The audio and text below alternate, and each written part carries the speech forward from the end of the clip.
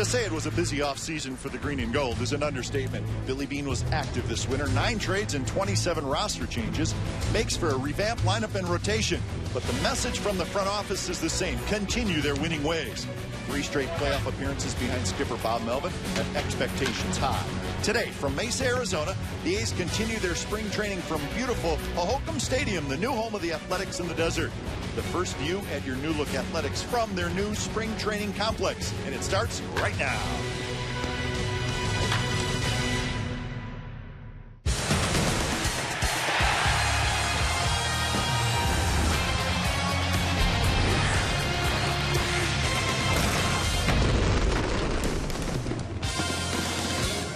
Gorgeous day for baseball in the Valley of the Sun. We're at Hohokam Park in Mesa, the new spring training home of the Athletics. Some of the new A's, Billy Butler, Ben Zobrist, they're both in the lineup this afternoon. So is Coco Crisp, and Drew Pomeranz is going to take the hill this afternoon for the A's. It's exhibition baseball, the Oakland A's and the Chicago White Sox. Hi again, everybody. Welcome to another season of A's Baseball here on Comcast Sportsnet California, along with Ray Fossey. I'm Glenn Kuiper. Well, every spring there's roster decisions to be made, and the area of emphasis for the A's this spring, Ray, is the rotation. Really, 6 pitchers fighting for 3 spots. One of those 6 is Drew Pomeranz. We'll see him today. And until Parker and A.J. Griffin come back, a lot of guys do have the opportunity, but I think for today, for Drew Pomeranz, we saw him last spring. He came over, a couple other organizations. He had a difficult time with his mechanics, so he started last spring, and he said, can I pitch out of the stretch exclusively? He did. He was in the bullpen, joined the rotation, and the most important thing, Kai, he stayed out of the stretch. He did a great job in 10 starts. It was unbelievable. He has a chance, and he wants to be in the rotation, and it starts today for him. Yeah, if he stays healthy, he has a chance to be pretty good. So we'll keep a close eye on Drew Pomeranz, his first appearance of the Cactus League. He's going to be opposed by former A, Jeff Samardzija. So Samardzija and Pomeranz will start things off today. Gorgeous day, sellout crowd at the new ballpark. We're looking forward to it. A's exhibition baseball is coming up here on Comcast Sportsnet California.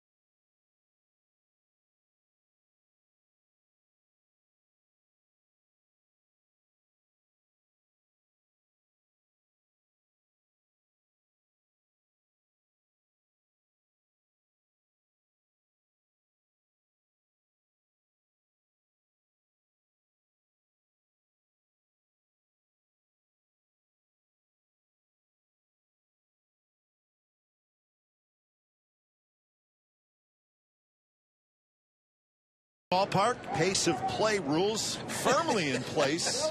in our first telecast, right? They don't care about TV. I'm telling you, they're ready to go. So the first pitch of the ball game, Pomeranz to Adam Eaton from the White Sox. So we are underway from Hohokam Park on a gorgeous day. Nice crowd filing in, and it's our first telecast of 2015, so we're excited about that. And Kipe, how about yesterday? The game here to announce an attendance over 10,000, which they did, 10,042. Another beautiful day, so it should be a great crowd as well today. So as we mentioned in our open, one of the real hot spots for roster decisions is that rotation, and Drew Pomeranz has got a good shot if he can have a nice spring. I think the A's would love to see him be in that rotation, so we'll talk a lot about that today. Well, the 10 starts last year, as you can see there, 20 games total, so a split time of the bullpen. Actually went to the bullpen after the start, then came back. Coco's going to track it, but it'll drop foul.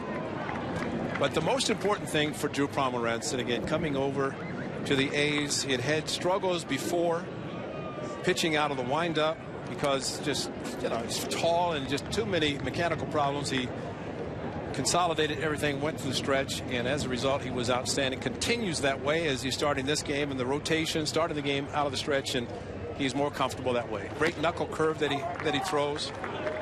Remember his first 2 starts, Kipe, last year. He gave up nothing in 5 innings, both starts, and just did a great job and eventually built up the arm strength. Kurt Young, the pitching coach, once again has a lot of new faces that he's working with this spring, and they're all doing quite well already. 2-2 the count to Adam Eaton. Checks his swing. But of course, we're talking about the 3 spots after Sonny Gray and Scott Kazmir. Those guys are locked in. Jesse Chavez in that mix. Pomeranz in that mix, and then you got the youngsters who have been impressive. Bassett, Hahn, Graveman, Verizito's in that conversation. So those are the 6 guys fighting for these 3 spots. And so when you're talking about 60% of your rotation, those are extremely important decisions. It's funny that you mentioned that because today's starting pitcher for the White Sox, Jeff Samardzija, was in the rotation last year. Jason Hamels, as well as John Lester, all 3 gone. 1 traded, 2 free agents. Eaton battling Pomeranz, first hitter of the game.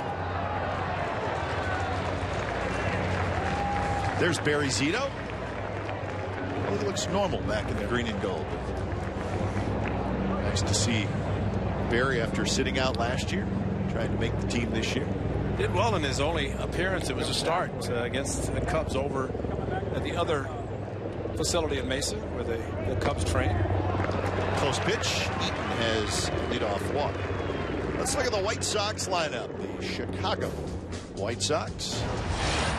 Eaton in center. Micah Johnson at second. Jose Abreu, Rookie of the Year, is the DH. Then Wilkins, Beckham, Shuck, Hawkins, Brantley, and Larry Garcia. So the White Sox, who made some significant acquisitions in the offseason, and they fully expect to contend in what is a good AL Central. So the White Sox could be a fun team to watch. Micah Johnson, left-handed hitter. So we're going to have some fun today, as we always do with our spring training telecast. The manager, Bob Melvin, is going to join us. So drop a microphone on him. We're going to do that in the 2nd inning. Check in on Bob to see how he's doing. He's not going to enjoy that. I mean, he's so into these games. The A's are perfect so far with a brand new club pretty much. And he is in every game, so it's nice of him to take his time away from his busy time down on the field. Game number 6 in this exhibition season. The A's have won 4 and tied 1. And yes, you can have ties in Arizona. They go back to 2012. Remember Bob Melvin in Tokyo when the club started the season there against the Mariners. He said, we have a new club. We need to learn how to win early. They started that year in the spring. They ended up winning the division on the last day of the season, and they want to do the same this spring with so many new players. 1-2 the count. Our CSN A's insider Joe Stiglich is going to join us a little bit later on. Pomeranz in that very quick delivery, good fastball. As you mentioned, he throws a knuckle curve, which he attempted to Eaton in the Eaton's 9-pitch at bat.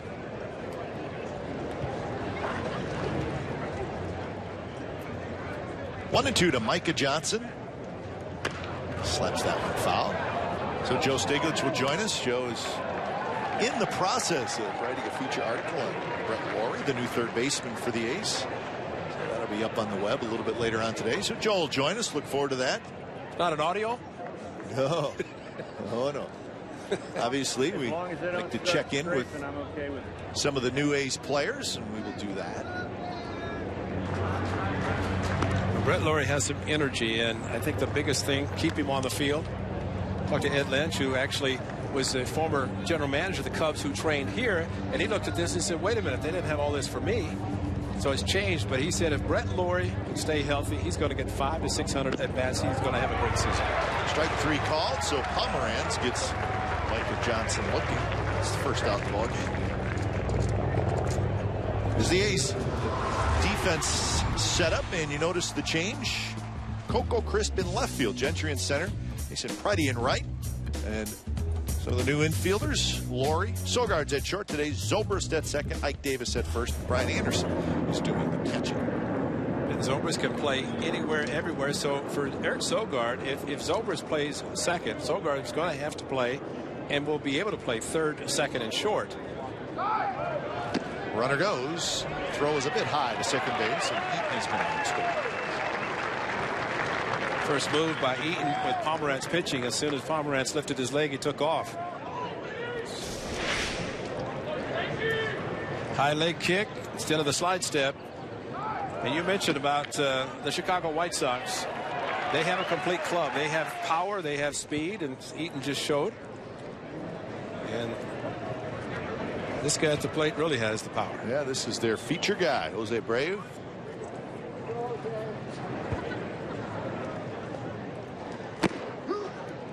But we're also going to spend a lot of time today showing off Holcomb Park and Fitch Park just down the street.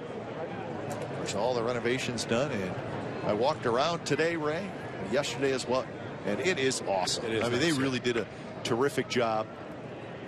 It is green and gold everywhere, as it should be. So everybody in the A's organization is just thrilled. And listen, this is no knock on Phoenix Muni. It was a terrific home for the A's for a long time, but this is a significant upgrade, and it's fabulous. They took the whole year to upgrade it, spent a lot of money both here as well as Fitch Park, as you mentioned, and it definitely shows, and it's going to be the home for a lot of years for the Athletics. Foul back. Biggest scoreboard in the Cactus League, and you're seeing it right here in Mesa with the Athletics. And I was doing radio yesterday, Kipe, and of course after the 6th inning they have wholesale changes. That saved me, because I said, who is this guy hitting? And I looked on the board and they told me who it was. So it really helps out. But it's nice and big, and of course you get to experience the new scoreboards at the Coliseum. They're under renovation as well, so that's going to be a nice addition to the A's home during the regular season. That one tapped with the runner going. Keep an eye on Eaton. Bluffed trying to head home. So Abreu's retired, Eaton to third with 2 outs. So all the work done. $27 million in renovations. And the Lou Wolf Training Complex, that's Fitch Park, which is just a couple of blocks down the street. And that is really where the majority of the money was spent. And that really had to be redone. But the fields, the cages, the mound, and when you get underneath, that's when you really see the changes. And Steve Vucinich has so much room now, he doesn't know what to do with himself. He's thrilled. He has so much stuff coming in and so much room until he goes back and has to find a place. But we have some great video of the great locker rooms and training rooms and some of the facilities that the players are enjoying. So it's a lot of fun, and if you're heading down here in the next couple weekends and you're an A's fan, you're gonna love it. You are gonna love it, because it's a beautiful place. This is Andy Wilkins, left-handed hitter, who's playing first base today. Well, the rain and the cold weather was the early part of this week, and after about Wednesday, Thursday, it started to get nice, and should be this way the rest of the camp. And the A's, of course, the Coliseum, April the 6th for the home opener, but they'll also have the Bay Bridge series against the Giants prior to that. Cap, I wanted to point out, all the changes that you mentioned, that Take a look at number 2, the expanded player therapy and strength conditioning, and then move down clubhouse, kitchen, and weight room. Those areas, especially the therapy, they have pools. Yeah. They have everything in the club over Fitch Park. And if guys get injured, they'll want to come down here. As long as they don't want to stay too long. That's right. So Pomeranz with a couple of strikeouts. White Sox strand a runner at third. A's come to bat when we come back.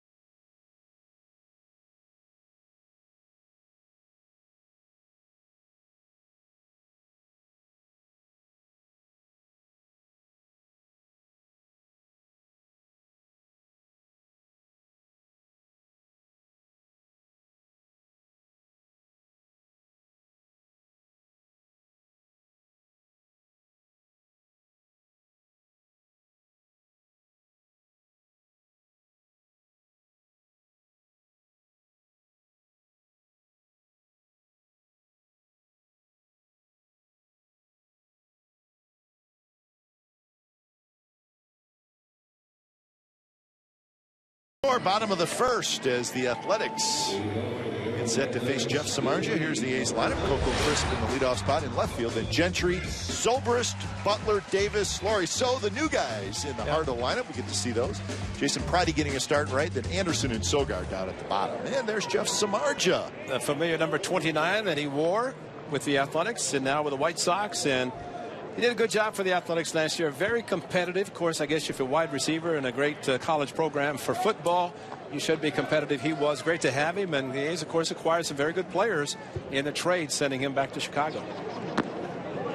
First pitch to Coco Crisp in for a strike from Samardzija. 16 starts for the Shark last year. And he was at the park, what, about 10:30 or something? Is out on the field before the White Sox got here. He lives in the Scottsdale area.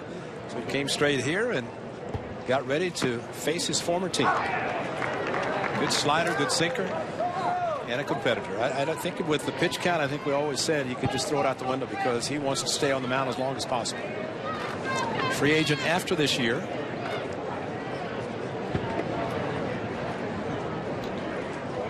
Coco takes inside, and I think it's safe to say that when he got to the A's, he was as good as advertised. Absolutely. Pitched very good for the Athletics. His record was not great, but his ERA was very low. He was an all-star for the National League and the Cubs, and he dressed out, didn't know who to dress for because he was with the A's at the time. But he was an all-star, and it's just one of those things where his numbers as wins and losses, especially from the wins standpoint, weren't there, but the ERA was very low, and he showed it with the A's. Very personable young man. He's battling Coco Crisp with Gentry in the on-deck circle, and then Zobrist. On the roll towards second. Johnson quickly the first side. That's the first down. Defensively for the White Sox, it's Hawkins, Eaton, Shuck in the outfield. Garcia, Beckham, Johnson, Wilkins on the infield, and Brantley is your catcher. Here's Gentry. A's with 88 wins last year, 88-74. They were third in the American League in runs scored behind the Angels and the Tigers. They were eighth in the league in home runs. So do you see a significant difference, Ray, offensively this year? I mean, I think it's on paper. It doesn't look like the A's will have quite as much power, but who knows? You don't know how things are going to work out. But I know Bob Melvin said in the offseason when kind of the roster was, certainly kind of done being shifted around. He said, we may have to create a little bit more this year. And I think that's the great part about what Bob Melvin does. We saw Mike Scioscia yesterday. We've seen him throughout his career managing that you have power, but you also cannot depend on power all season, because you're going to run up against some good pitchers, and you might have to try to win a one-run game, 2-1, 1-0. And it means maybe stealing a base and scoring a run that way. And Bob Melvin has the speed on this ball club to be able to do it. And this guy at the plate, if Gentry can stay healthy, and as we talk with Coco playing left field now, Gentry and Sam Fold will play center field. That creates a lot of speed there, and not going to lose anything defensively. And if Gentry can stay healthy, his speed is going to be advantageous. Drives this one to left. Hawkins back and then stops, comes in a step or two, and he makes the catch. So 2 outs here in the first, and we get our first look at Ben Zobrist. Probably the best acquisition by Billy Beane. And I say that only because after everything that happened, Zobrist was the last to come. Yeah. And he made the club to the point of being competitive in a sense, because a lot of people expected, with everything that was being done, losing Moss and Donaldson, a lot of home runs at the corner. But all of a sudden, Zobrist comes. He can play so many different positions. He has power from both sides. And he, all of a sudden, made this a club that people are going to stand up and look at. And you almost got the feeling that when that trade was made, and as you said, it was the last one, that the baseball world finally said, okay, now I see what Billy Beane is doing. And now it starts to fit. And he knew all along. And I think he did. Yeah. He had an idea that he could get these guys. Yeah, no, he got, Escobar and immediately traded him to get Zobrist. And that was a huge trade for the Athletics, because there was a guy named Tony Phillips back in the late 80s. Tony could play every position. He was a great hitter. Did not like the phrase utility player. He said, I'm an everyday player playing different positions. That's what Ben Zobrist can do. And that makes a manager's job so great. I won't say easy, but at least knowing that he can use him at any position, knowing that he's going to get very good defense regardless where he plays. And plus, he's a switch hitter, so that just adds to it. Zobrist will turn 34 years old on the 26th of May. His 9th year in the big leagues, and he is a very good player. And Cap, there are not many players who can make an all-star team because of versatility, but he did a couple years ago. And with the all-star game now being meaningful as far as home field advantage, and because you want players to play, you need somebody to play different positions, and that's why Zobrist was a member of the American League team. Belts this one to center. Eaton misjudged it momentarily, but he gets back to make the catch. Side retired. Samardzija has a 3-up, 3-down inning. When we come back, the skipper, Bob Melvin, is going to join us. We'll look forward to that. So stick around. No score after 1.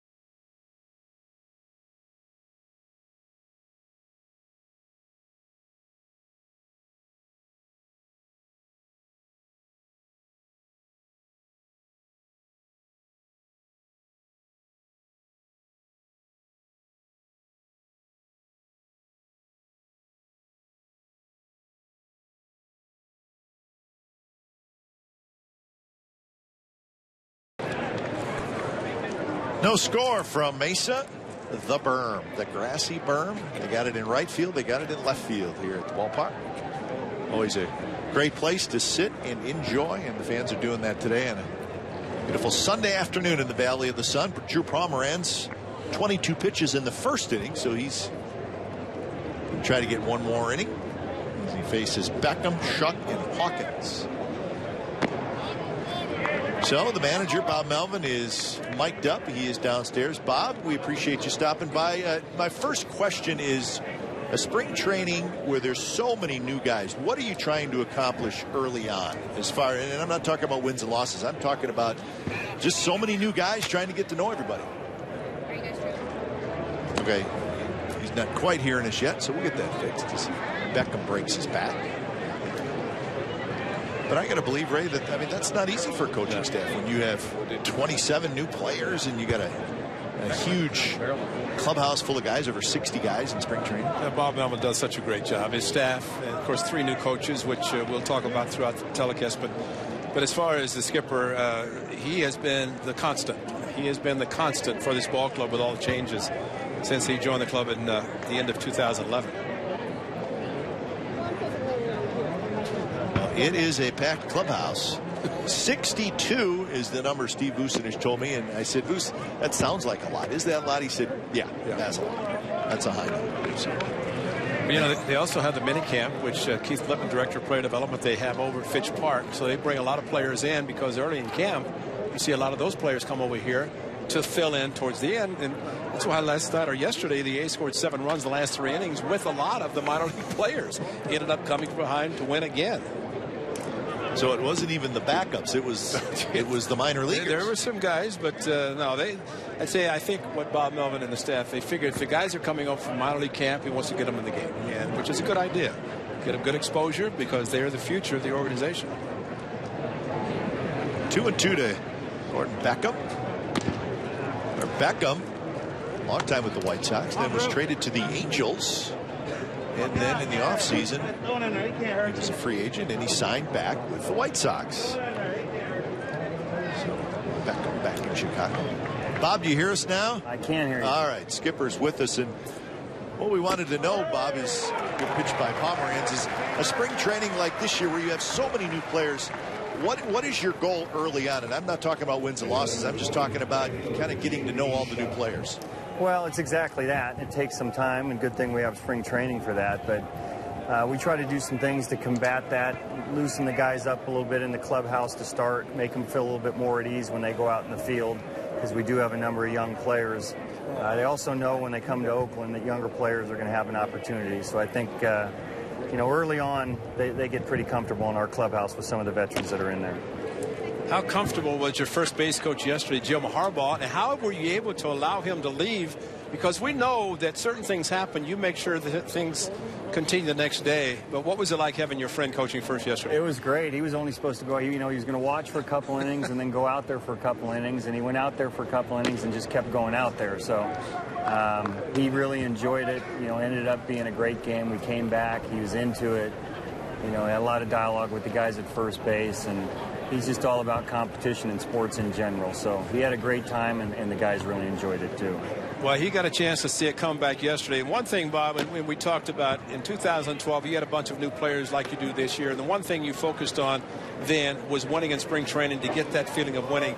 How important is it for this spring with so many players to have that same attitude, regardless of whether it's spring training or even though it is spring training? Yeah, it's by the second group. Are new guys that we brought in, and we make them aware of that right away. That you.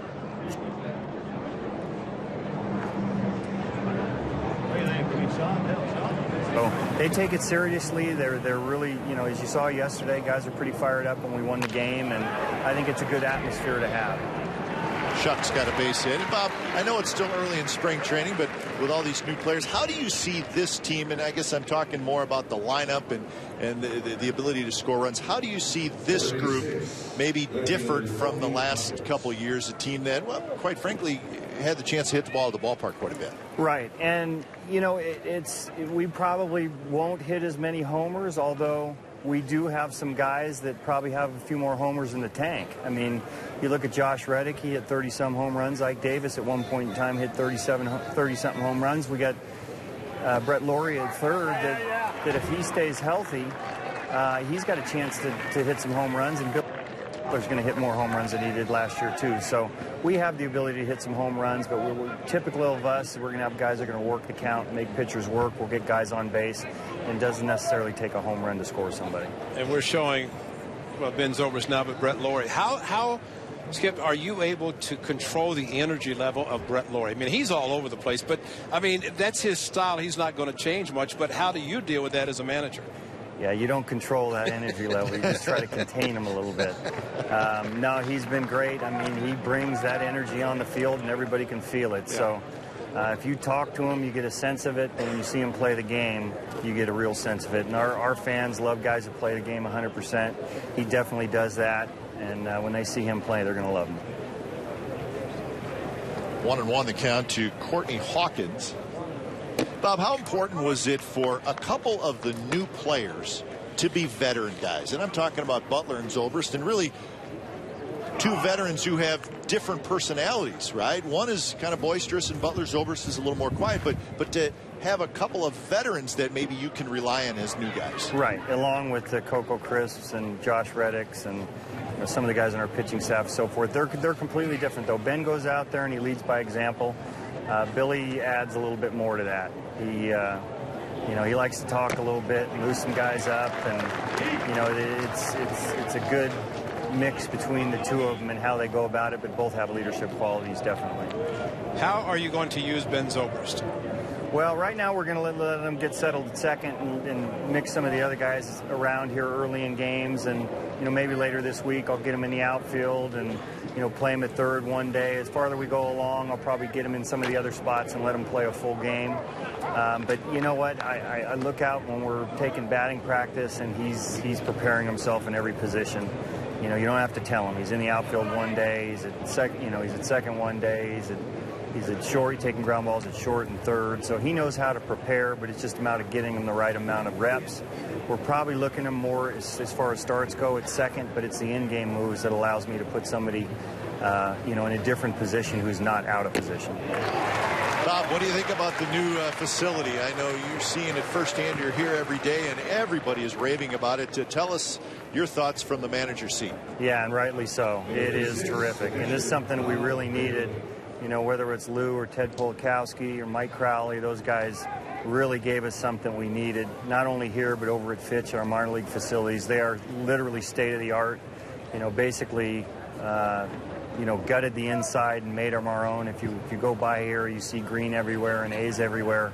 So this is something that we desperately needed, and I know everybody who's been here for a while and been to Phoenix Muni understand and appreciate the difference that we have now.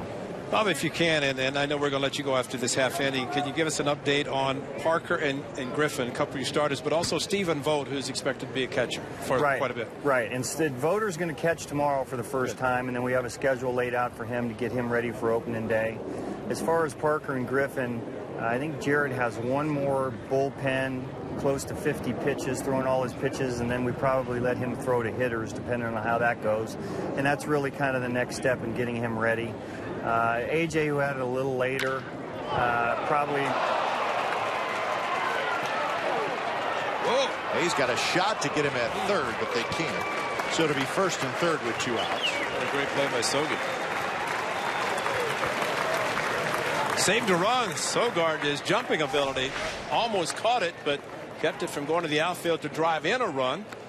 And fortunately for the runner at third, going around third, was able to get back to throw a little bit offline, but great play by Sogard. It was. That's a run right there if it gets through. So, and Laurie makes a great pick on a ball right there that keeps the ball from going in the dugout. AJ's a little bit because he had the surgery later, behind Jared. But we're probably looking at, we're forecasting maybe a June type of scenario for both of them. And, with the track records they've had in the major league, that's pretty exciting to know that these guys are on the way with the influx of younger guys and good, young, talented starters that we have here that are fighting for some positions. Laurie Garcia, the 9th place hitter, playing third base, steps in against Pomeranz. Skip, last year you took your time with Eric O'Flaherty, and he talked about not being rushed back from the Tommy John surgery. How important is that for you? The same with Parker and Griffin, kind of hold them back, make sure that they take the necessary time so when they do come back, they're ready to go. That's the key. You know, as much as we want these guys back, we don't need to rush them because these guys are too important to us. And then let's face it, we have some guys here that can hold down the fort. Right. You know, Jesse Chavez had an incredible first half last year, and Drew Pomerantz, who you're seeing today, those two guys, you know, any organization would like to have. And then on top of that, you're talking about the Gravemans and Bassett's and Hans and guys like that. So we're in good shape right now until they get back. All right, Bob, thanks for joining us. Good luck here in 2015. Okay. Thanks, guys. So, great chat with the skipper. We'll be back. He's coming to bat in the bottom of the second.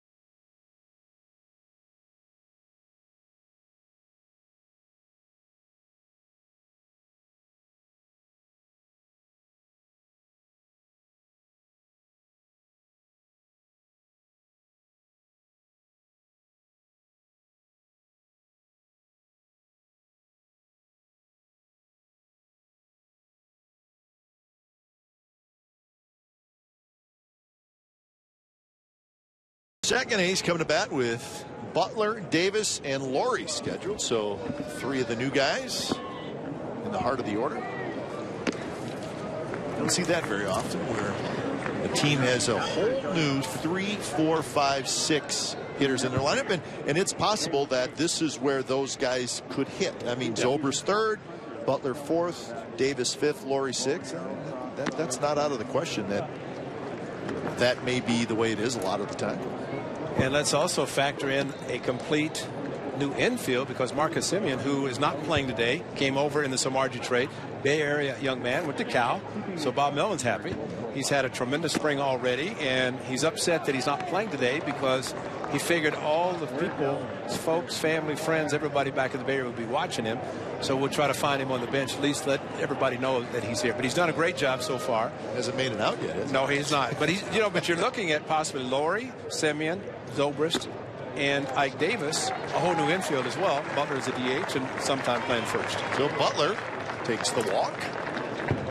And that'll bring up Ike Davis. It is coming up opening night, April 6th. That'll be against the Texas Rangers. No Yu Darvish. 32,000 fans will receive a magnetic schedule card magnet courtesy of Comcast Sportsnet California and a gold rally towel courtesy of Overstock.com. And I mentioned Yu Darvish.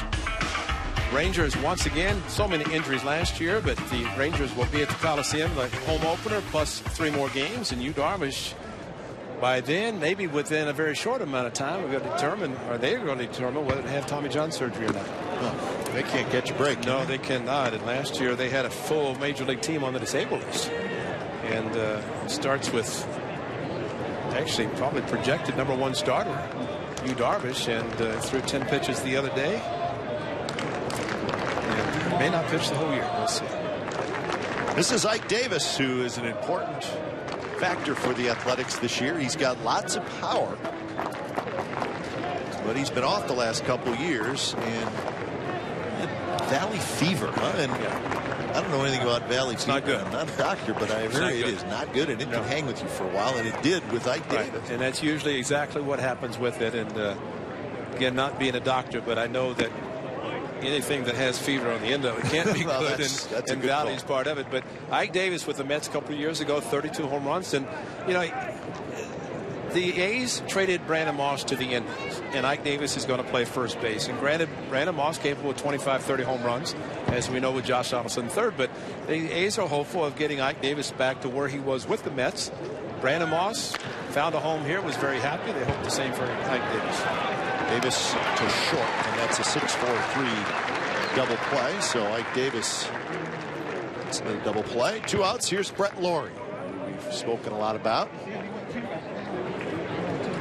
We saw Brett Lawrie with the Blue Jays, very talented young man, but I looked at his time on the disabled list, Ray, and he's been on the disabled list 6 times in his first 4 years in the big leagues, and that has been what has slowed him down because he's got plenty of talent. Well, the energy level, sometimes that happens, but he's also had some freakish type injuries too. And there's just something you cannot avoid when you're playing every day and play as hard as he does. He swings the bat a lot. He does not take a lot of pitches, but he's very aggressive, and he plays the game hard, plays the game the right way. 70 games last year, 107 games in 2013. He was a first-round draft pick of the Milwaukee Brewers. And he was very highly thought of, 16th player taken in the 2008 draft, and then he was traded from the Brewers to the Blue Jays. And of course, he's from Canada, so that was a big deal. If you're Canadian and you're playing for the Blue Jays, that's a big deal, and I think he very much enjoyed it. But he's glad to be here. And probably the highlight, or the low light, for this 3-year-old, which there's a 3-year-old fan just absolutely cried tears whenever Brett Lawrie was traded. And of course it ran forever, but he ended up meeting with her, and she says, "You'll never come back." Well, I think the A's hope that he plays well enough that stays right here in the green and gold. And he's only 25 years old, so he's still a young man. He got to the big leagues at a very young age. 1-2 the count. Samardzija in his second inning of work. Fastball is high. Brett Lawrie, spelled L-A-W-R-I-E, but pronounced Lawrie. And it's funny you say spell and they show Samardzija, and you could give me $1,000 and I wouldn't be able to give you the proper spelling of Samardzija. Now remember, the A's had Jed Lowry and Brett Lawrie, both same spelling, the last name, but pronounced differently. Maybe it's Canadian. So a big double play for Samardzija. He gets Lawrie to pop out, and they're scoreless after 2 from Mesa.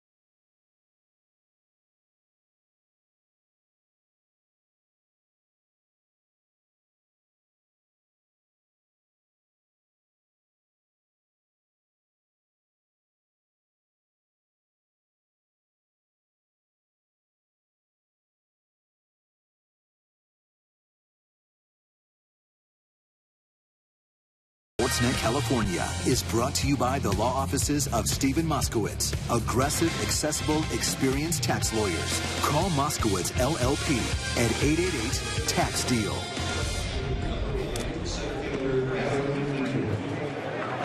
All right, the speed pitch, always a popular item for kids, and then adults do it, and their shoulder is sore for like 4 days. That big guy just threw 69 miles an hour. By the time he gets home, he's going to tell his buddies he threw 89 miles an hour. And somebody had a beverage waiting for him as soon as he made that monster batting practice pitch. It is spring training. Ryan Verdugo, the lefty, comes in for the A's. 27 years old from Pasadena. Ryan Verdugo signed by the A's to a minor league contract back in November. A cup of coffee with the Kansas City Royals back in 2012. Game he started and the game he lost, and that's it, big league title.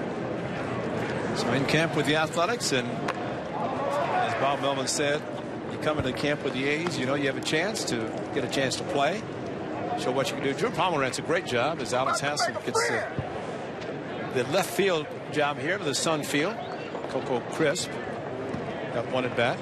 Coco's been playing. So that's what happens. You try to get guys time, and then they don't spend a lot of time in the game. Even the starting pitchers, everything is programmed from Kurt Young, the A's pitching coach, as far as number of pitches and innings leading up to opening day. Pop to center. Gentry has it. That's one out. Let's look at some of the video of Fitch Park, which is just down the street a couple of blocks, and this is now the year-round home for the Oakland Athletics, their minor league training and operations. And as we said, this is where a lot of the $26 million was spent, because it really needed to be completely redone. But it is terrific. The minor leaguers just started. They started today, I believe, is their first workout. Right. So look at here's did you see the therapy pools? Unbelievable. So it has everything, folks. And it's interesting, the square footage of that whole building, the facility, is 54,000 square feet. Now, at Papago Park, the old minor league spot for the A's, was 17,000 square feet. So it's more than 3 times the size. So it's terrific. And so basically, if an A's player is hurt, a big league player is hurt, and he needs to rehab, he's going to go down here. Again, it's year-round, really. Yeah, exactly. That's what happens during the summer when they have the Arizona extended spring training, the fall league, and everything, and everything's done from there. John Wasden said when he was playing in the Arizona Fall League, this was his home park, and that's when the Cubs were here. So now the A's are here, and Steve Vucinich started something a few years ago. How about this? The therapy. This is unbelievable.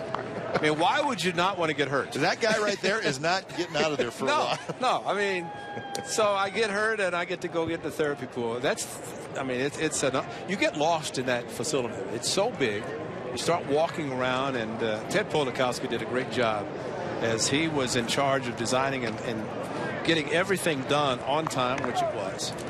But as I started to say, Steve Vucinich, they started at Phoenix Muni, where they would load up everything from California, pack up, and then let it go in spring training at Phoenix Muni. They do the same here. They dressed here, took a van over to Fitch Park, and did their workouts there before they started the games. So just part of the terrific new A's complex here in Mesa. Verdugo with a 3-up, 3-down inning. We're headed to the bottom of the third.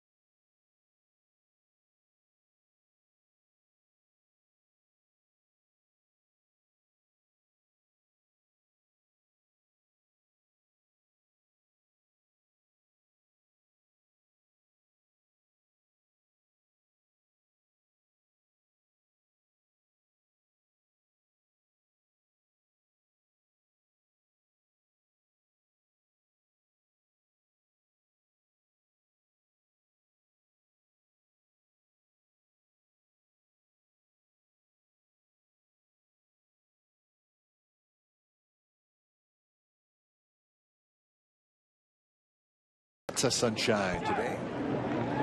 Searching for clouds, but you got to look way off for the mountains. So this is about the time where the weather starts to warm up in Arizona. This is Jason Pridey getting a start in right field today. So it looks like, Ray, the news on Josh Reddick is not great. Originally, of course, he had that little oblique. Originally, it was going to be a couple days and then a couple weeks. And now I'm hearing this morning where he's probably going to be out 4 to 6 weeks. And that's just to get ready to get back and start playing again. So that's disappointing. That one is drilled a long way, and it's off the glove of Eaton. And Pridey's going to have a booming double to left center field. Think when certain players come into Arizona and play, they realize or should realize the altitude the ball carries very well, and they cannot take anything for granted because Eaton has great speed. Looked like he attracted. Pridey, though, hit it well and off the glove of Eaton as he took his eye off right at the end, able to find out how close he was to the warning track, but ball just kept slicing away from him. So Pridey, good job going opposite field, which is something that Darren Bush, the A's new hitting coach, Bob Melvin, they're all talking about. Waiting, seeing the pitch longer, go to the opposite field, and we've seen a lot of that already. So here's Brian Anderson, left-handed catcher, rolls and foul. So getting back to Reddick, so it's disappointing because you hate to see any guy who's going to be a regular miss any time, but now he's not going to be ready for opening day. So you immediately look to the list and you say, well, at least the first couple weeks of the season he's not going to be there, so there's a roster spot coming out of spring training that certainly opens up. And what it also means, Kai, too, that as Bob Melvin said, the versatility of Ben Zobrist. He's an outfielder. He can play any of the positions really, so it may be something they consider, but it is unfortunate because Josh Reddick had injury last year that he was disappointed that he was not able to have a full season. Came into camp as most guys, if not all guys, come in completely healthy and ready to go, and then something like that happens. So it could open the possible early season roster spot anyways in the outfield somewhere, but you figure Full, Gentry, Crisp, and Reddick, those were your four for sure outfielders, so you take Reddick out of that mix at least for opening day. I know Mark Canha, the Rule 5. The A's are very high on him. Well, he's got to stay. It's a Rule 5, just like Nate Fryman a couple of years ago, stayed with the club all season. And it's not like Canha can't hit. I mean, he's a good player. And he's got some versatility. Right. I don't know that he's going to play today, but he can play left, right, first. He can play a little third if need be. So Mark Canha could be a name, and that's him right there. It could be a name that you need to start paying attention to because Bob Melvin said, you know, I like this kid. Yeah. He's athletic, and he can hit. So we'll see. And he's wearing number 20, which was Josh Thomas's number, and we saw how well he played and hit the ball. Brian Anderson trying to hit the ball to the right side, a couple of attempts, and trying to move Pridey to third with less than 2 outs. And he can't do it. So Anderson strikes out. A's fans, be sure to take advantage of the 2015 Friday Family Pack offer presented by Tops at every Friday home game, where you'll get 4 Plaza level tickets, 4 Coliseum hot dogs, 4 medium sodas, and 4 bags of peanuts, and it's just $60. Buy now at athletics.com/family pack, subject to availability. Family Pack, that's always a great one. Everybody talks about great deals. There it is. Family Pack on Friday. Here's Sogard. First at bat this afternoon for Eric Sogard, who Sogi's got a pretty good lock on a roster spot. And again, the versatility we talked about. He's capable of playing all the infield positions. Defense is outstanding. Struggled a little bit last year offensively, but he's fine putting the glove on anywhere. And if you're going to play various positions defensively, sometimes your offense struggles just because you don't play as much, or Sogi in the past has played probably more than he might, simply because of the addition of Zobrist. He got a chance to throw out the ceremony of first pitch at an ASU game as an alum, and they're over to Phoenix Muni, and that was Saturday evening. Make it Friday evening because yesterday was Saturday. He threw out the first pitch, and he said they've upgraded the actual Phoenix Municipal Stadium where the A's were. Arizona State is there now, but they've improved. You know, one thing he said over at ASU, we had all these tunnels and cages. They don't have that many at Phoenix. He said, that's right. That's why the A's traded to Papago as much as they did. But at Fitch Park, the A's have anything and everything they need. Mounds, cages. You know, it rained the other day. We could go tomorrow. Rain Monday hard. No problem. They had the cages. Got their work in. No thought of rain today. Low 80s. It's one of those days where you'd be good in the shade and you'd be fine in the sun too. It's a gorgeous day. Yesterday the same, and you're right. Expected to be the same for the rest of the spring. Sogard is retired. Righty to third with 2 outs. And as we always say, situational hitting is so important because that ground ball, if Anderson had gotten Friday over to third base, that would have been a run. And those are so important in the early part of a game because teams say a tendency to play the infield back and will concede a run on a ground ball instead of opening up a big inning. So now it has to be done with 2 outs.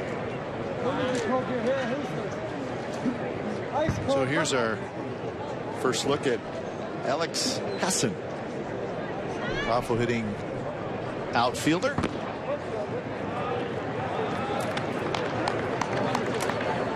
And he came in for Coco Crisp. 4 hits already this spring. Pawtucket, the Red Sox AAA team. Well, that's one thing that seems to happen every offseason. So many players changing teams. Of course, being a minor league free agent, to get a chance to move, or just in general moving teams to around to different teams. And then you have the amateur draft in June. All the new players come in at that point. So it's hard not to change teams. It's hard not to continue to play as long as you can. That's why you see players making the changes and hope in a new organization it works out for them. Base hit left field by Hassan, coming into scorer's party, and the A's take a 1-0 lead. He had 2-out RBI hit against a very good pitcher. That's a good way to get the manager to notice. Yeah, and nothing. Talk about situational hitting. How about 2-out RBI hitting? That is tremendous. That was a sinker down and in. Did not get it in where he wanted it.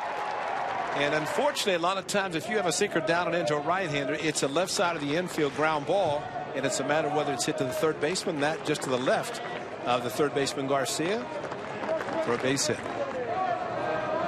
Second at bat for Gentry. Gentry flied out to left field in the first.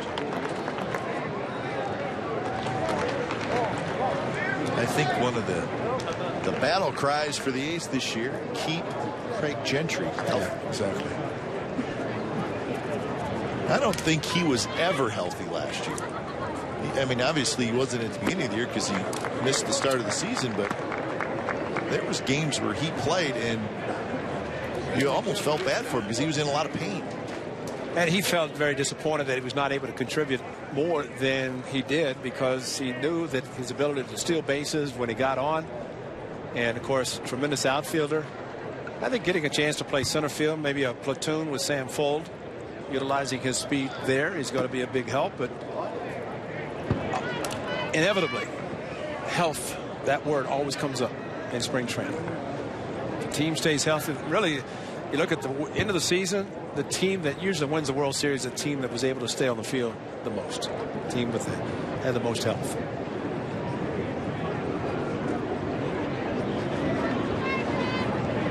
'47th pitch for Samardzija, so he's getting an extended workout today. He'll be ready to roll come opening day. Jared Weaver and C.J. Wilson back-to-back starts for the Angels. They both went 3 innings themselves. So this is the 3rd inning for Samardzija. Pitch count usually, they don't even have anybody warming up, so it looks like he's got the 3rd regardless. Almost hit Gentry. He spins back out of the way. 2-2 the count. A run in for the A's on the Hassan RBI single. And the sinker in, and of course turning away from the ball a little bit late, almost got him in the belt buckle.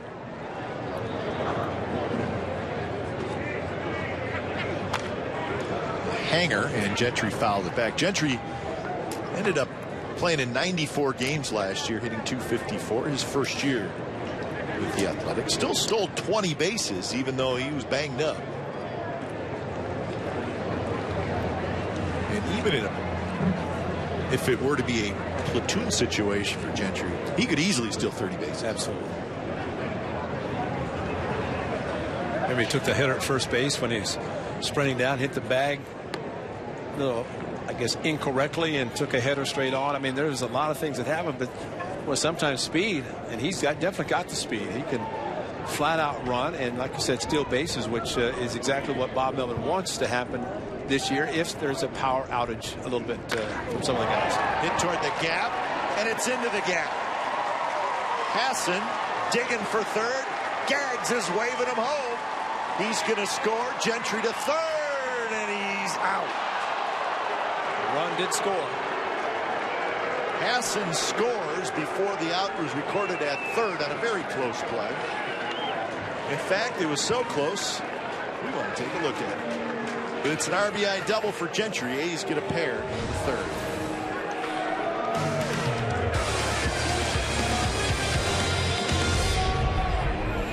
You don't.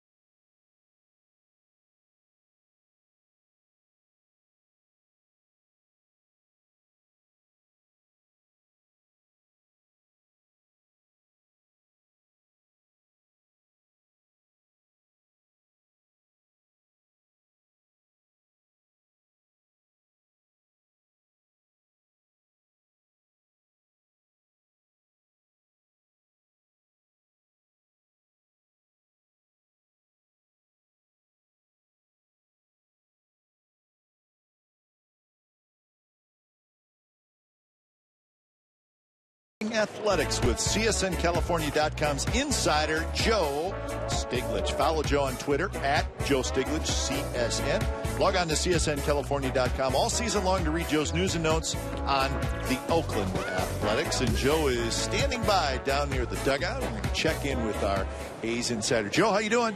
I'm doing well. How are you guys doing? Doing fine. I came over to see you this morning, and your head was down, and you were just, you were just battling that keyboard, and I know what you're writing about. Brett Lawrie, you got a feature story, and you said it's going to be coming out this afternoon on the website. Tell us about it. Yeah, the story will be at CSNCalifornia.com probably within the next hour or so. It's about just an introduction to Brett Lawrie. You know, a lot of new players on the A's this season, but you know, with Brett, he's such an intense personality, energetic guy. You really have to witness it and see him walking around and the way he goes about on the field to get to know him. And, you know, so I write a little bit about that, but also, I mean, everybody talks about that aspect of his personality, but I think Brett just wants the talk to be really about how he does on the field this year, because the guy's had so many injuries, as we know, the past 3 seasons. And the A's need him to be healthy, and he's looking to be healthy. And if he is, he's going to be a key guy in that lineup. Not only is he replacing Josh Donaldson somewhere in the middle of that lineup, but, you know, defensively, too. He's replacing a really, really good, obviously, two-way player in Donaldson, but he's got some talent if he can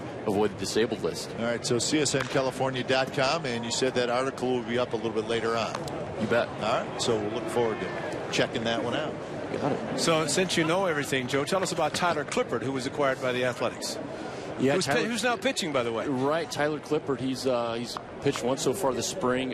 Just really good. He's been a really durable reliever, pretty much the most durable reliever in the major league since 2010. And he's made the most appearances, pitched the most innings of any reliever in the major since then. Really good changeup, real good splitter.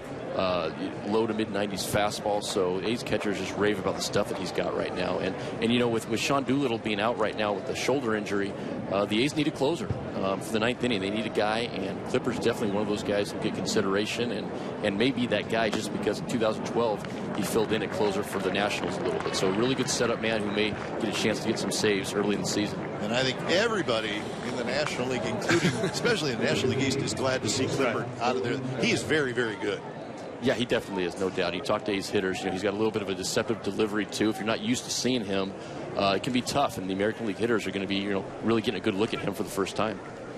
I think your point well taken about the unfortunate injury to Sean Doolittle, who taken over the closer role last year. But to have somebody, of course, Ryan Cook, there are different guys could do the closing, but I think this guy is one who could step in and be the man that the A's can turn to get the final 3 outs.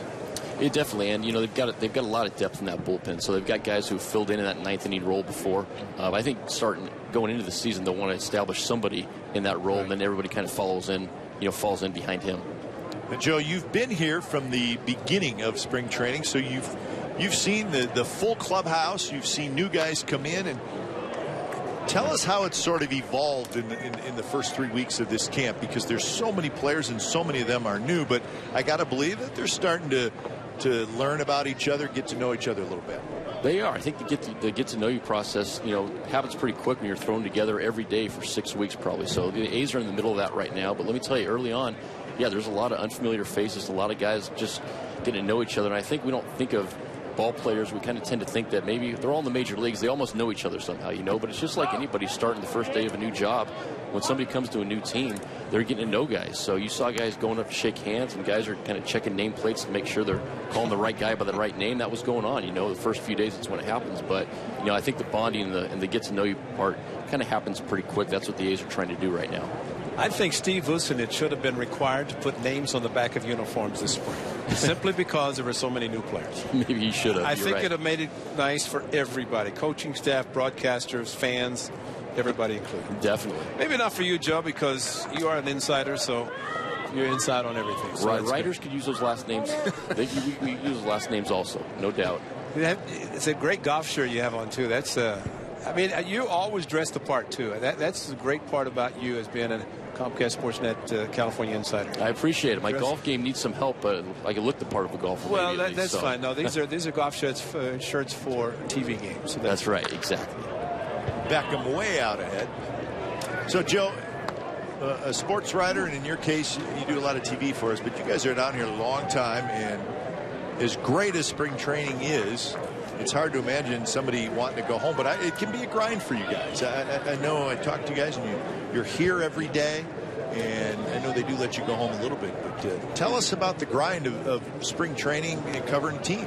Well, it can be a grind. I think the biggest challenge for a lot of us, and we talk about it, is remembering what day of the week it is, because pretty much they're all day games down here starting at 1 o'clock Arizona time, and it's kind of the same routine, so you kind of forget, is this a middle of the week right now? Is it a weekend? You kind of forget because the days kind of get the same like that. But I tell you what, being down here the whole time, it's useful and it's great, especially a season like this, and there's so many new players coming to the A's, and you want to get to know the guys, you know, and you want to kind of pick and choose who you write about and talk about on camera, and you want to get to know them and tell their stories. And sometimes it takes pretty much a full 6 weeks to do that, and the storylines kind of develop as the spring goes on, and you kind of follow the news and pick and choose guys to write about and talk about, like I'm doing with Brett Lawrie today. So you try to make use of the time, but it can be a grind, but it's a fun grind, if that makes sense.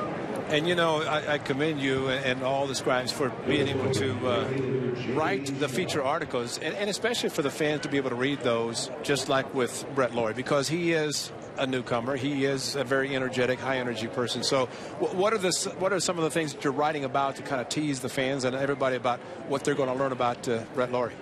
Just about, you know, what a great story he was when he came up with Toronto. You know, he was a native Canadian playing for, you know, the only Canadian Major League Baseball team, the Blue Jays. So he was he was a celebrity. I mean, you know, he was a big-time superstar up there and a local story for the Blue Jays. But I tell you, he's got a pretty famous sister, who's was a big-time softball pitcher at the University of Washington, Danielle, helped lead them to a national championship and everything. So growing up, I mean, he was looking up to his big sister, trying to compete with her, and he wasn't even the most famous athlete in the Laurie household, that's for sure, you know. So talk a little bit about that and kind of the influence that had on the competitiveness with him and everything. So pretty interesting guy. You also wrote a nice article on Sean Doolittle just a couple days ago. Tell us about that. Doolittle, well, you know what, he's battling some injury right now, but he was the face of MLB candidate for the A's this year. You know, just a real popular guy in that online kind of popularity contest. The fans vote on it and everything. And he made it to the semifinals of that, so real good showing there. He's just such a popular guy on Twitter, and he's so involved in social media, and fans love that interaction with him. And he's tailor-made for that kind of thing. I know he really enjoyed it too. Right now, Sean just wants to get healthy. He's trying to rehab that shoulder, and he wants to start throwing and get back in there. You talk about his brother? Yeah, Ryan, his little brother Ryan. That's right. Pitched yesterday. He's in camp here getting some time, and you know, you kind of do a double take sometimes to see which Doolittle you're looking at there. He's a right-hander though, and he's got a couple strikeouts yesterday. Did pretty well. Sean's really proud of him. Let's see, now he has the red beard also, or does he? Because the double take has the same name. I have not really seen that much of him. I can't remember. Does he have the beard? They look alike too. They definitely look alike. You bet. So it's the same beard. So that's with the same name. Now, see, the only problem with the younger brother, he wasn't a first baseman like Sean was, and a very good first baseman as Sean was before he became a pitcher again. No doubt. We got to see what kind of hitter Ryan is too. Doolittle, Sean got his at bat last year, right in a pinch. So wow, that was strange. Right. That ended the game, did it not? It did. Yeah. He put the ball in play though, right? I think he made the defense make a play on it, if I remember right. Yes, he did. Talking to Joe Stiglich, our CSN California A's insider. Joe, I agree with you about every day in spring training. It's kind of the same day. And once exhibition games begin, the weekends turn into weekdays, and every day is really kind of the same. And I know that everybody, I'm sure including you. This running catch by Friday out in right field. It's going to allow Wilkins to go to third. And everybody seems to look forward to the actual season beginning because more night games. You don't have the early mornings of coming out and meeting with everybody, and even with the Thursday night later, there's an A's Giants game that's Thursday night, so that'll be a nice difference. Guys won't be able to sleep in; they'll still get up at 4 or 5 in the morning to get ready to go. But now you do great work, and I know it's. I've always been I've admired people like you, Joe, and I say this in all seriousness because what we do is basically the game. You guys have to come up with various articles and features and things like that. So I commend you for all your great work. I appreciate it. It's great talking to these guys and getting to know their stories, and they help us make the stories good too when we're interviewing them. Well, you help us as well because you're giving us information based on what you get. So thank you. You bet.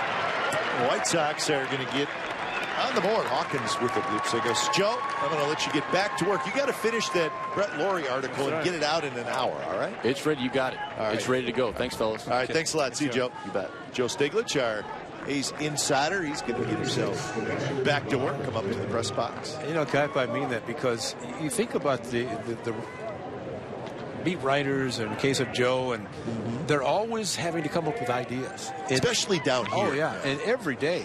During the season, spring training, especially like you said, but I think it's great that they come up with the features like Joe is with Brett Laurie because there's so much information that's given, and really only during the spring training time can you do that because during the season it's all about the game because there are 160 games played. You talk about those games and not as many feature stories on players. That's right. I mean, listen, you can write about a spring training game, but there's just not a lot, not a lot to spend time on. So you're right. They have to come up with some type of story every day. Hey, there's our guy. Oh. We are looking forward to seeing him. Pat Venditte. He's the gentleman who throws right-handed and he throws left-handed. And Bob Melvin doing us a special treat. He's going to give him the game today. So well, and now the camera goes back to him. He's throwing left-handed. You're going to think it's somebody else, but it's the same guy. That's right.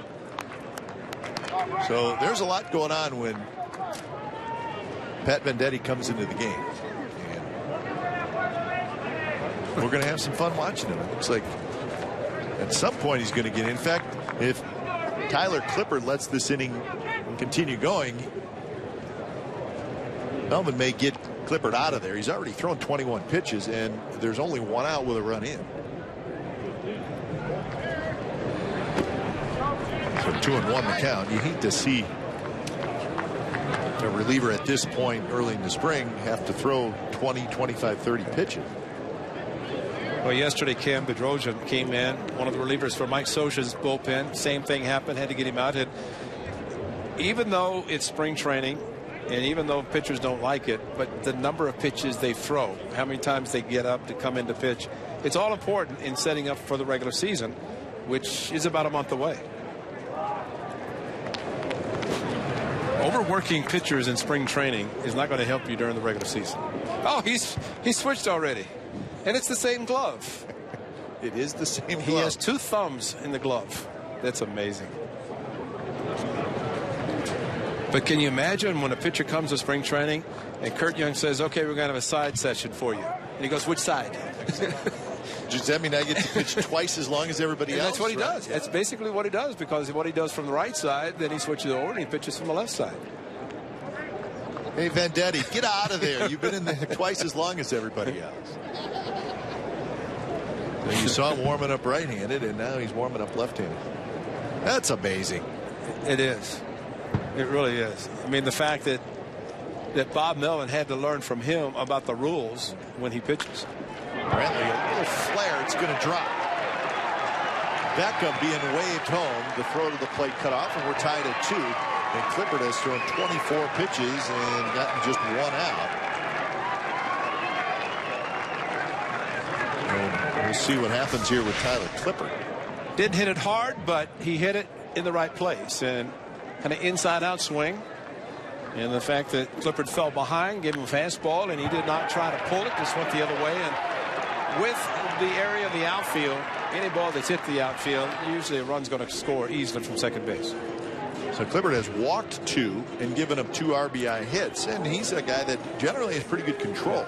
Well, and those 2 walks have scored, too. In yesterday's game, 4 consecutive innings, the Angels got the leadoff runner on, all 4 scored.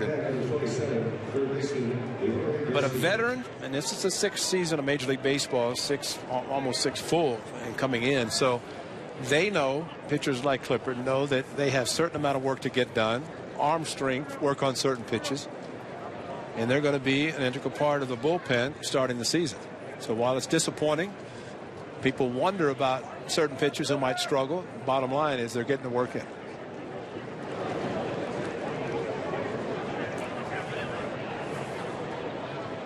So 2 on, 1 out. Rory Garcia, his second at bat. You know, Venditte in the bullpen has gone back and forth because this is a left-hander. You have Eaton. So is he going to warm up right-handed, get ready for a right-hander or left-hander? And that's what Bob Melvin can do. And the only difference for a manager, if he puts up a switch hitter, then he has to declare, and then he does, which side he's going to pitch before the hitter steps in. So you want to see what Pat Venditte's glove looks like? There it is. It basically has 2 thumb slots, one on each side of the glove, which you have to have. Yeah, you don't want to be switching gloves every time you switch to a throw left or right. So that's great. He has the same glove, or uses the same glove with 2 thumbs. So now he's just got to wait to see what arm he's going to throw with.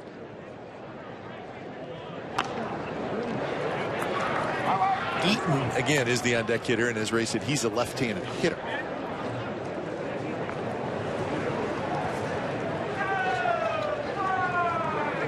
From Venditte's standpoint, he's getting a lot of attention, but he wants the attention to be on the positive side. And he's retired every batter he's faced so far, so he has done well.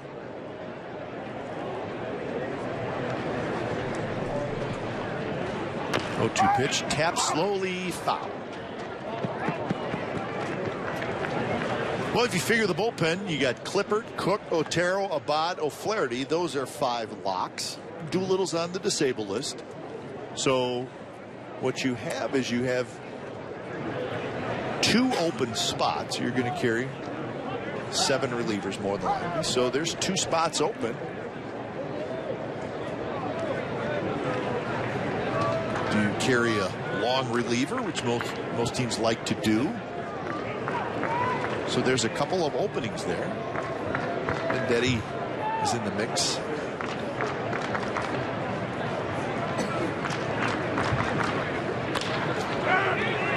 Shallow center. Gentry racing in. He will get there.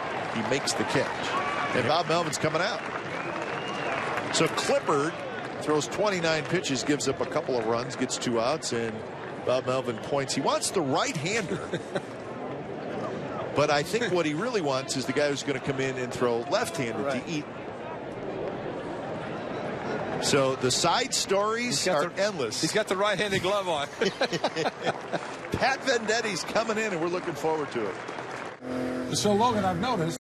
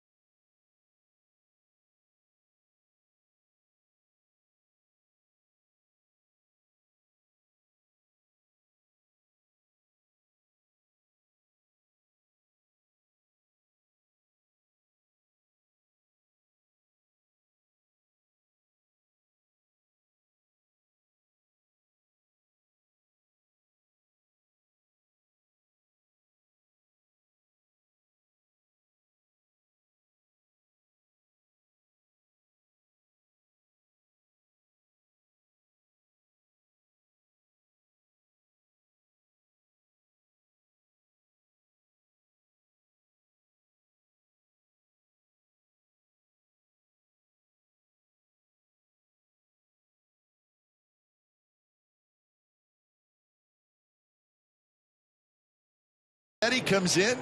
Trust me, folks. He has finished his right-handed warm-up tosses. This is how he came in. So now we're all up here going, hey, whoa, what's going on? There's a left-hand hitter coming up. Oh. He came running in with the glove in his left hand to throw right-handed, which he did, and then switched it over. And the umpire's going, who is this guy? What's he doing? So he's going to face a left-handed hitter in Adam Eaton. So that's the deal. So you're getting the full deal of Pat Venditte. But you're right, and we're having fun with this. But I mean, he's got an outside shot to make the team. But it's a great story. But again, the story is the success he's having so far in camp, and that's what Bob Melvin and Kurt Young are looking for.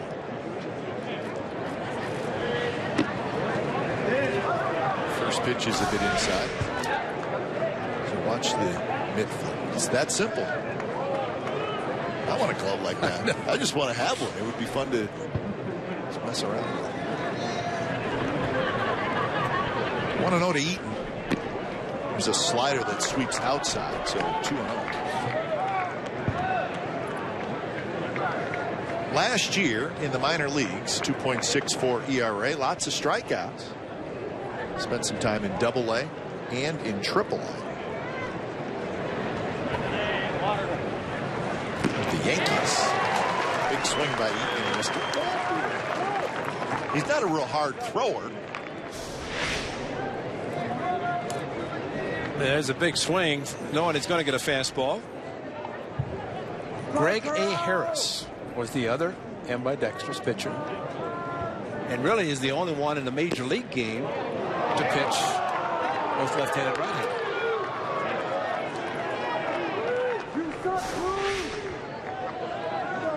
He throws similars from both sides. I don't know what's wrong with that. Maybe the umpire's still confused that he's able to switch the glove the way he did after 4 right-handed throws, and now he's pitching left-handed.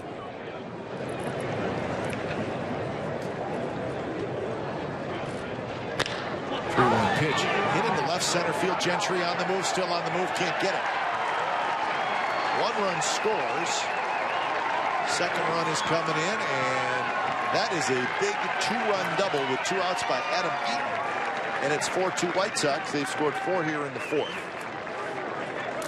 So I think that at bat, the 2-1 pitch call the ball made a huge difference. Well, it goes from 2-2 to 3-1. And what has happened? It happened to Tyler Clippard. It's happened in this game with the A's pitchers. Unfortunately, when they've fallen behind, the White Sox have been able to do some damage. And they were the speed of Craig Gentry, could not get to a ball that was hit in left center.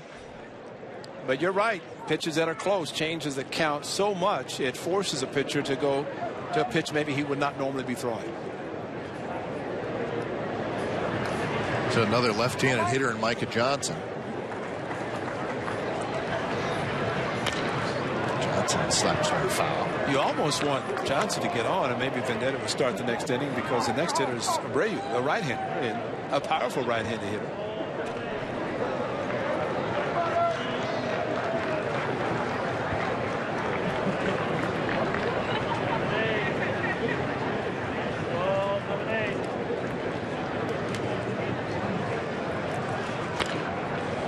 And now 0-2.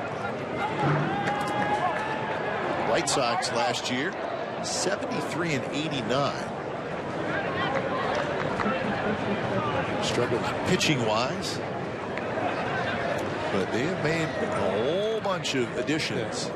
And I think they got a chance to be pretty good. Robertson signing with them, a closer, and they've got Samardzija, of course, the rotation. They've added offense and pitching. Kenny Williams, their president now, is a few booths over, so he was beaming with all the acquisitions. Jerry Reinsdorf, the owner, opening up the wallet again to sign players, free agents, and of course make the big trades. They signed Adam LaRoche, power hitting first baseman. They signed Melky Cabrera.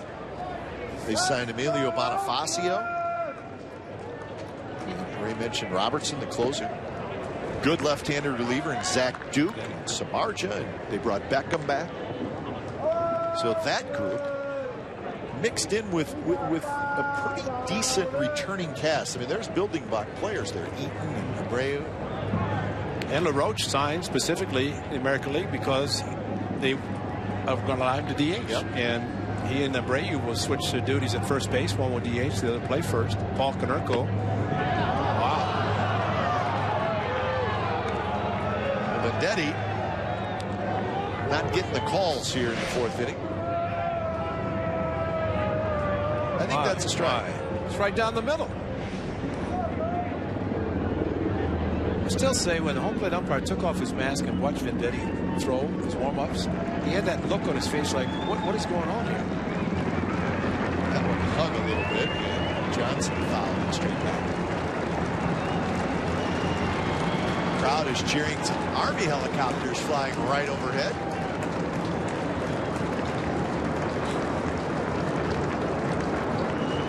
And if they just keep heading in that direction, they'll fly over 3 or 4 different stadiums here in the Valley of the Sun.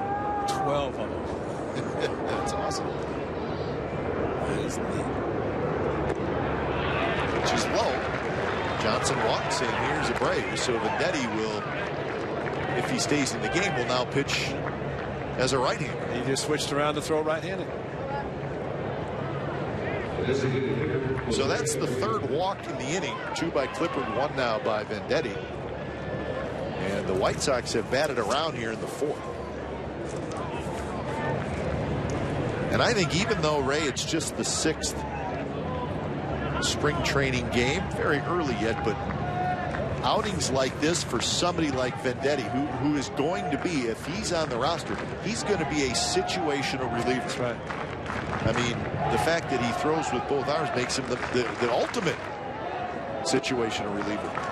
And I think he has to perform well in these situations. He'd like to get some better calls, I think would help his outings. But I mean, these are the situations right. he would be coming into. Exactly. And I think really, if you're Bob Melvin and Billy Beane and you're making these decisions, if it's a player who's on the bubble, so to speak, that's how else do you evaluate the guy? Exactly. Situations that he would be in the regular season. 2-0 now to Abreu. Be careful here. Great speed with Eaton and Johnson on the bases. And that one is ripped foul. It looked like a slider there. Got a little bit too much of the plate, and this guy will make you pay. But he has so much power to all fields, and his manager, Robin Ventura, when asked about Abreu, someone said, can he hit 30? He said he can hit 40. I think he's right. And Robin Ventura, an outstanding third baseman, managing the White Sox, and his owner, general manager, has given him quite a team this year, much different than what he's had the first couple. That hanging slider is almost as if Abreu knew he was going to get it. He was just a little bit too quick and pulled it foul, fortunately. Last year, Abreu had .317 with 36 home runs, 107 RBIs. He had 35 doubles. Paulie's retired. Paul Konerko, number 14. Retired after last season. To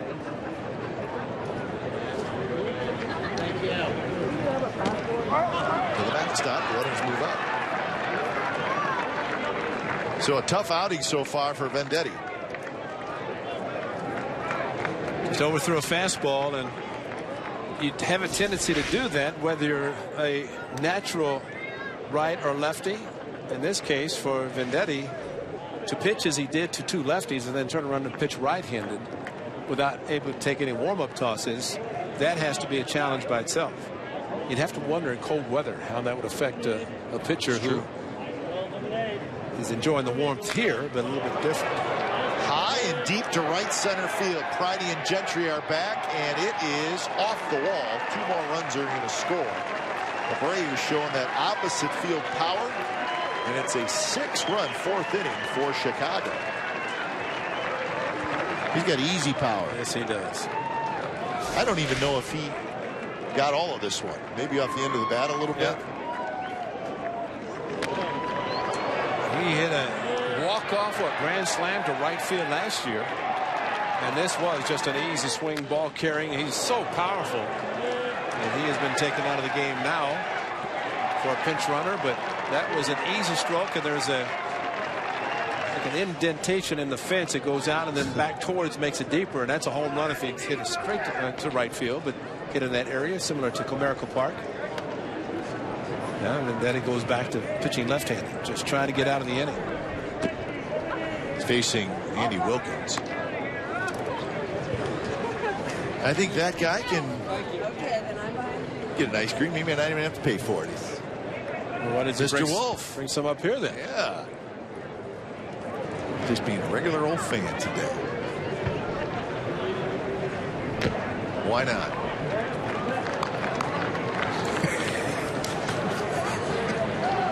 I will give you my autograph if you hold my ice cream cone. I wonder if but don't even think about taking a bite out of it. I wonder if Lou signs him the sweet spot.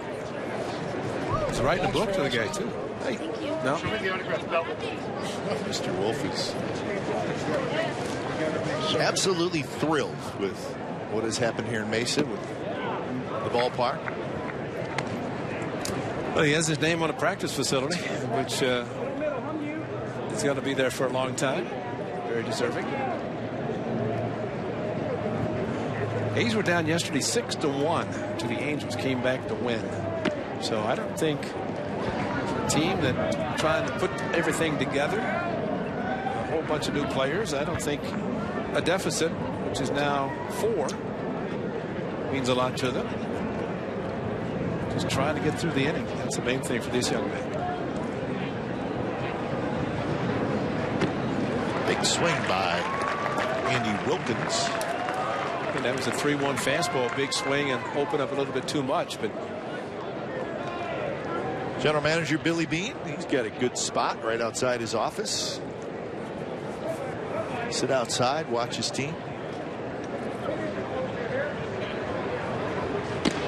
Good pitch there. Nice. Wilkins doesn't like it.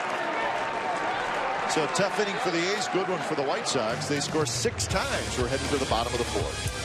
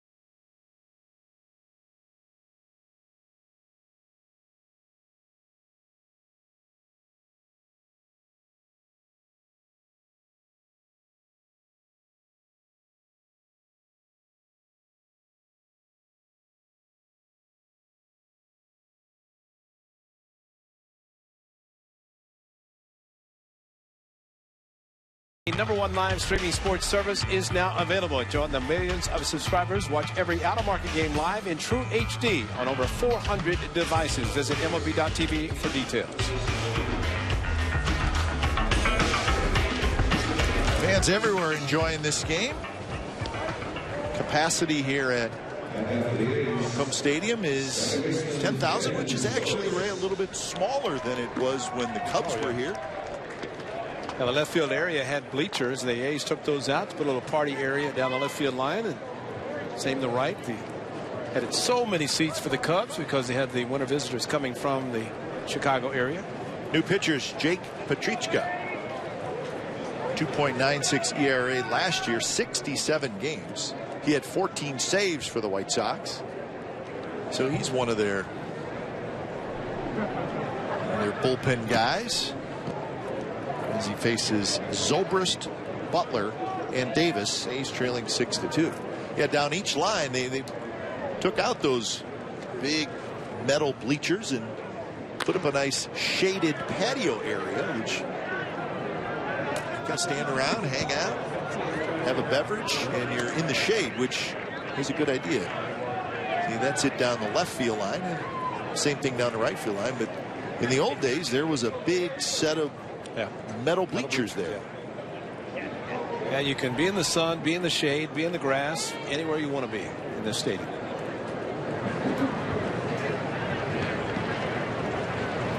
I think, too, Ray, what you get in spring training, come to the games, and people have such a good time. But I think they want to kind of hang out, walk around, and I think it's nice to have the outfield area. Obviously, all the ballparks have that now where you can sit. It's nice to stand and watch an inning in a different spot. To the gap. Nobody's going to get it. And Zobrist digging for second, and he'll stop there. That's a leadoff double for Ben Zobrist. Another opposite field hit for the Athletics, and Zobrist showing the power. Just serving it out to left center, and you take what you're given. They stayed away from him with a fastball. He went with it perfectly, and it definitely take that. It's a great job of hitting. So here's Butler. He walked in the second inning. Behind it, Bill.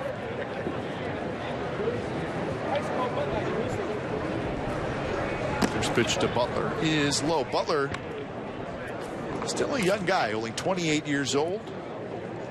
He got to the big leagues at a very young age with the Royals. Bob Melvin was talking about getting more home runs from Billy Butler, but Billy Butler throughout his career and playing in very large Kauffman Stadium, as we have seen going back there, he has been more of a gap-to-gap doubles hitter.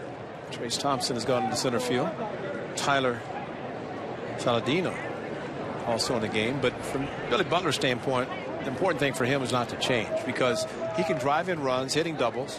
If he gets into a few and hits home runs, that's great. But the worst thing a player can do is change his approach when he changes teams. And I don't think the A's want to even think about it. He did get the number 16 from Josh Reddick. Reddick, of course, wore 16. And Billy Butler said he didn't want anything for it. But he ended up giving up a couple of things. Had to do with the truck. And Xbox. So Butler swings and misses, so he strikes out. Pretty good pitch by Petrichka, I should say. Sinker running inside. So here's Ike Davis. Davis hit into a 6-4-3 double play back in the second inning.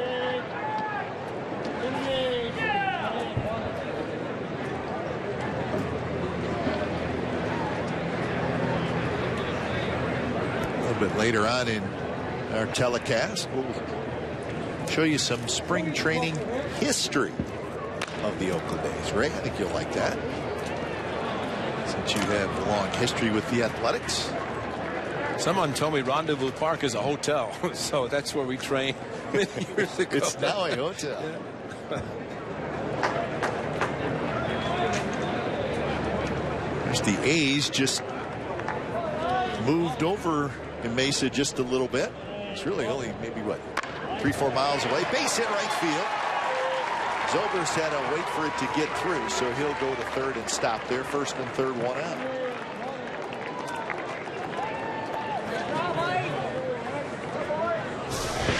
Off speed, and Ike Davis a little bit out in front, but kept the bat back. And line drive when you're down by 4. Of course, a runner with less than 2 outs got to make sure the ball goes through. Zobrist a good job of doing that with Ike Davis now at first.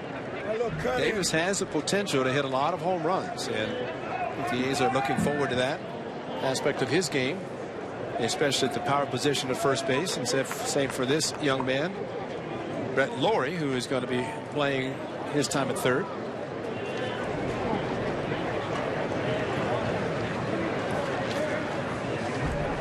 So Lawrie will try to get the job done. I think we can anticipate some great defensive plays by Brett Lawrie at the Coliseum, especially with the amount of foul territory down the third base line. He'll have plenty of space to run, and I can see that Cliffy's going to have a dirty uniform to clean every night because he's going to be sliding into the warning track and on the grass. And he is looking forward to it. He immediately said that foul territory at the Coliseum. Of course, coming in with the Blue Jays, he realized that amount of space, unlike other stadiums.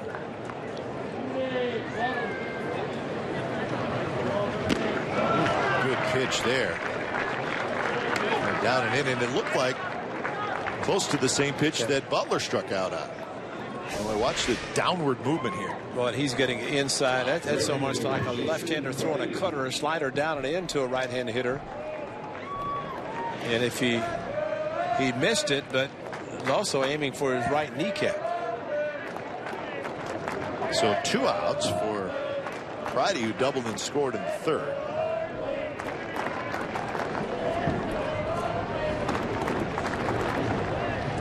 So Friday will try to get a 2-out hit.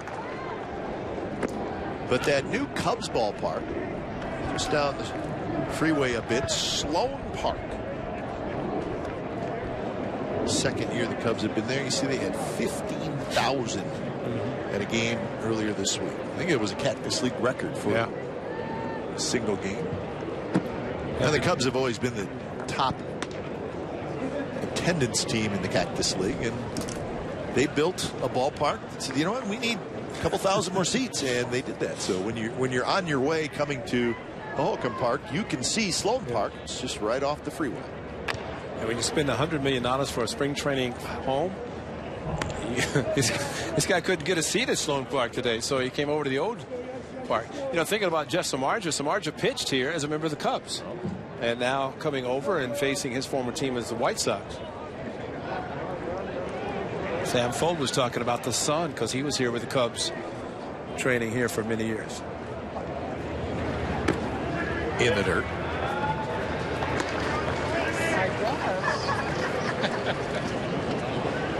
And the Cubs have been here in Mesa a long time.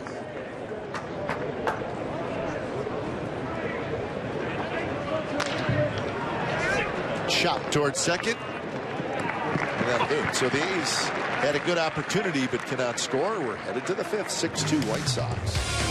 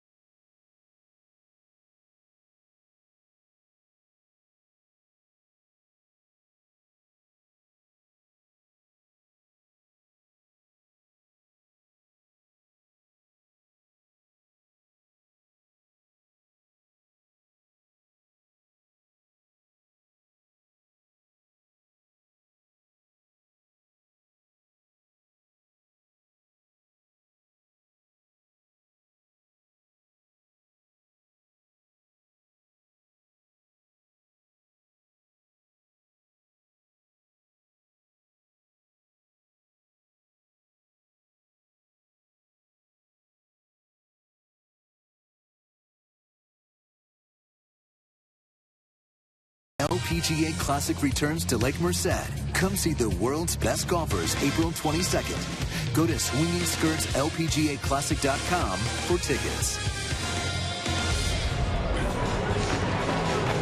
You better hurry up.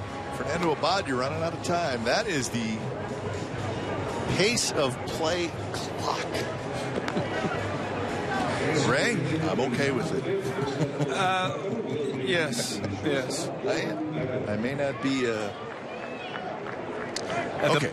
The best part's at 25 seconds, though. That's the best. Walk-up music. Yeah. That's the P announcer just announced the hitter. So right now the clock is at 18 seconds. So Fernando Abad has been. He's fine. He's abiding by the rules. 5 seconds left. The batter is expected to walk into the box.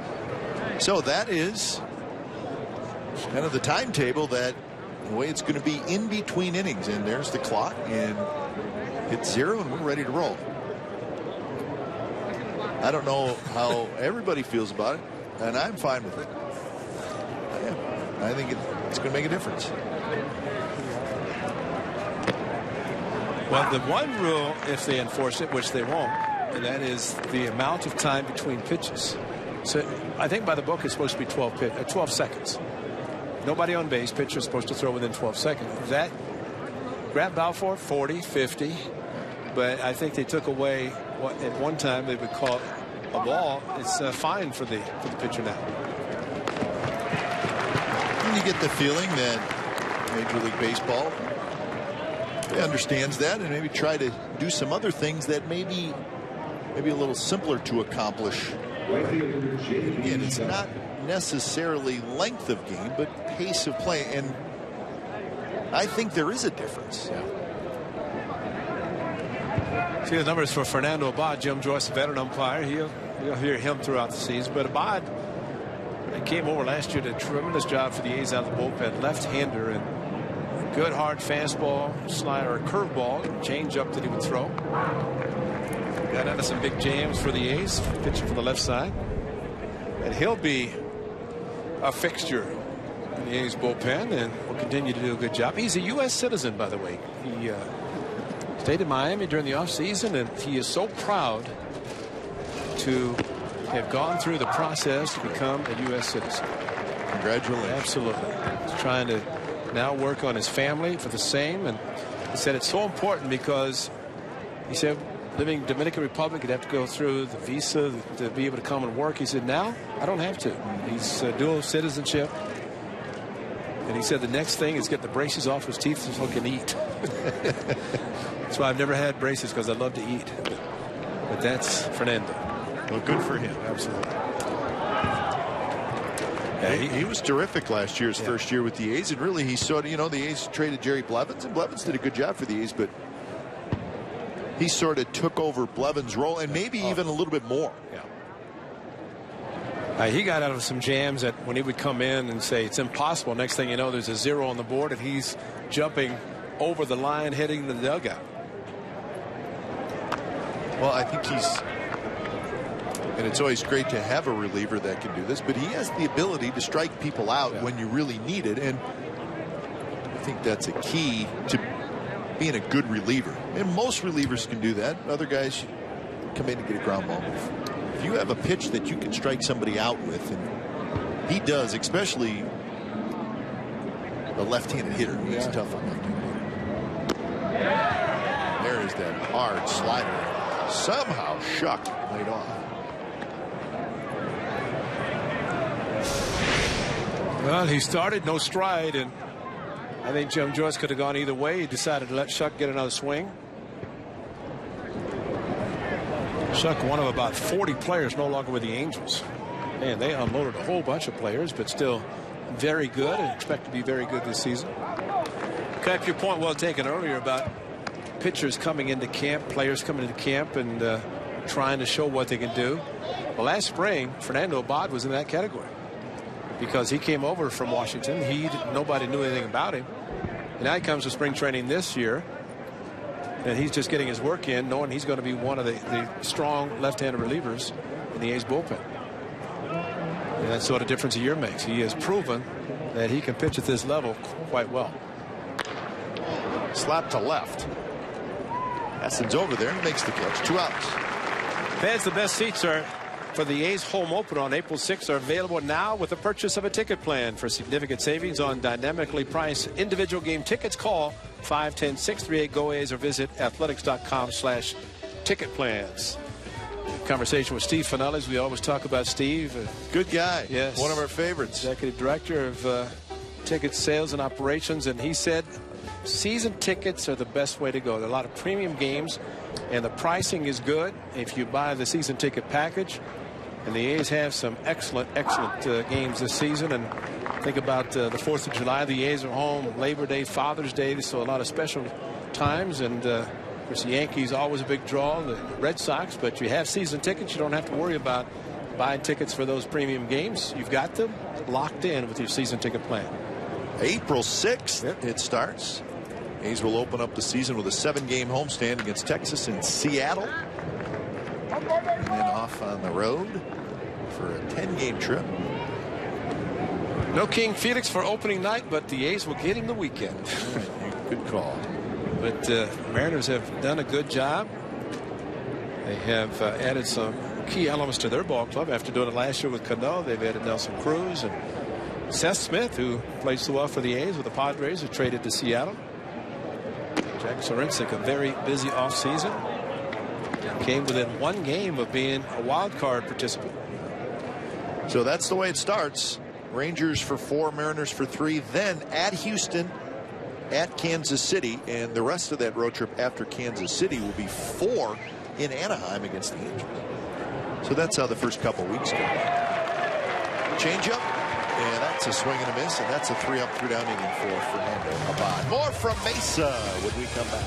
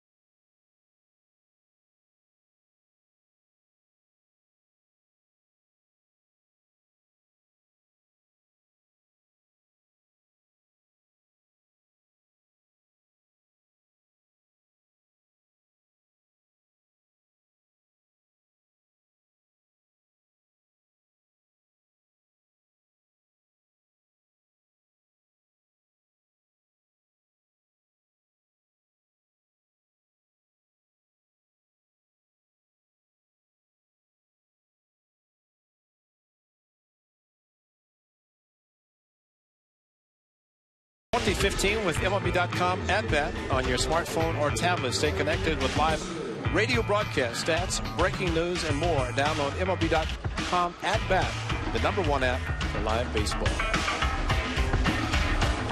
So you got some changes? Not too bad. It's getting close. Well, once the 5th inning arrives, it usually starts to get a little weird in a spring training game. New pitcher for the White Sox is. Relievers are on the 1-inning stint. First baseman is Dan Black, so that's the only change as far as position players go. Javi Gurra, number 41, 42 games last year. So Gurra comes in, and he will face Anderson, Sogard, Hessen. 8-9-1 for the Athletics. Brian Anderson getting the job behind the plate today, as Bob Melvin mentioned about Stephen Vogt, who's expected to be one of the everyday catchers, he and Josh Phegley, who Phegley caught yesterday, and boy, what a gun he's got behind the plate. So Phegley and Marcus Semien acquired from the White Sox in the Samardzija trade, neither one playing today, but both expected to be very important for the Athletics in the upcoming season. Look at my face. 2-0 to Ryan Anderson, who struck out in the third inning.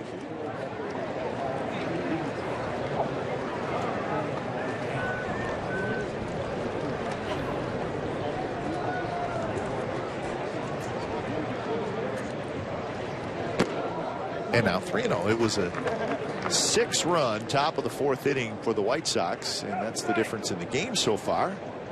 We're halfway through, bottom of the fifth.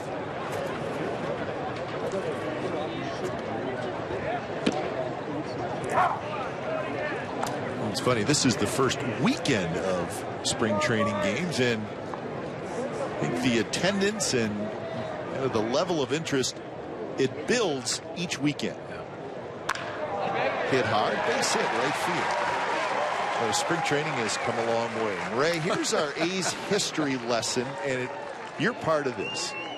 We dug up this picture, and that is Rendezvous Park, spring training home of the Oakland A's from 1969 to 1978, and it's right here in Mesa. Yes, it is. Look at those vehicles. So this was you. This was your hangout. Look at that place.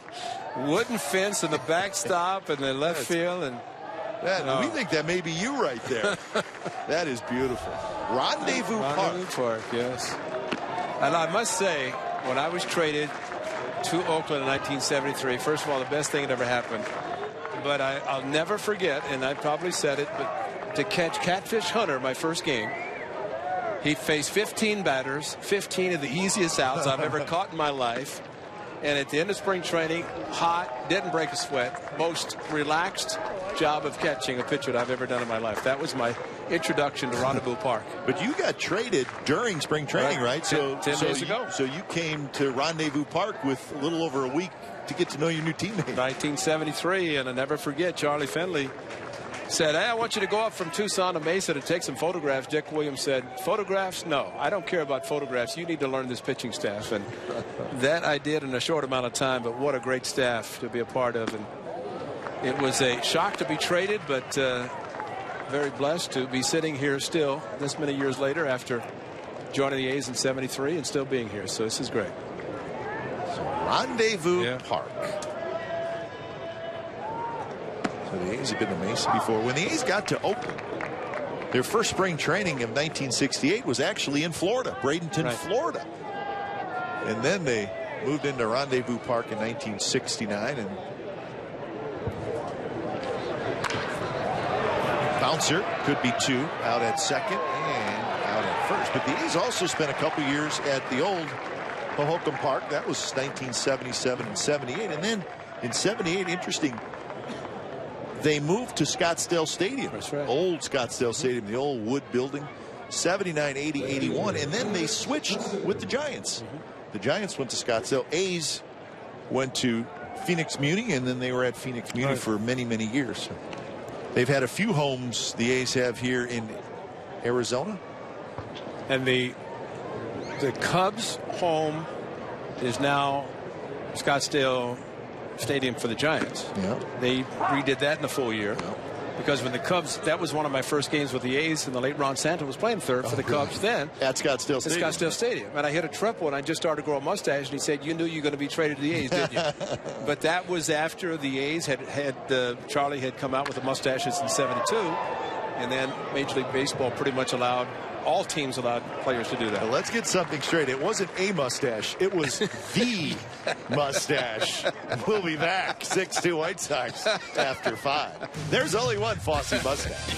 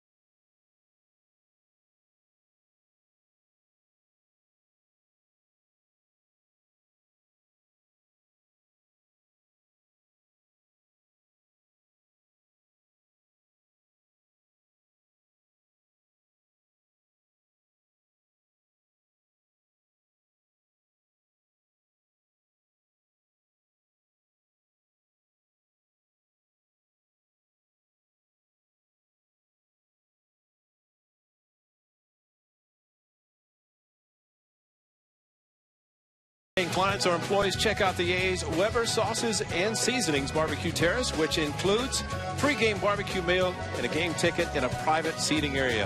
For more information, call 510-638-GO-A's or visit athletics.com/BBQ. That's barbecue, and that is some great barbecue at the Coliseum, Barbecue Terrace. So get your tickets and enjoy a nice gathering there among family, friends, employees, whatever. A lot of fun at the Coliseum. So wholesale changes for the Athletics, and we'll give them to you. A couple of interesting names. One of the A's better minor league prospects in the game, so we'll look forward to getting a close-up look at them. Arnold Leone is the new pitcher.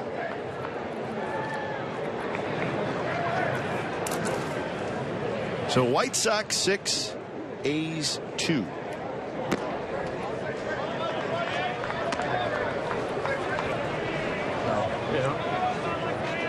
27 starts with Sacramento last year, won 10 games.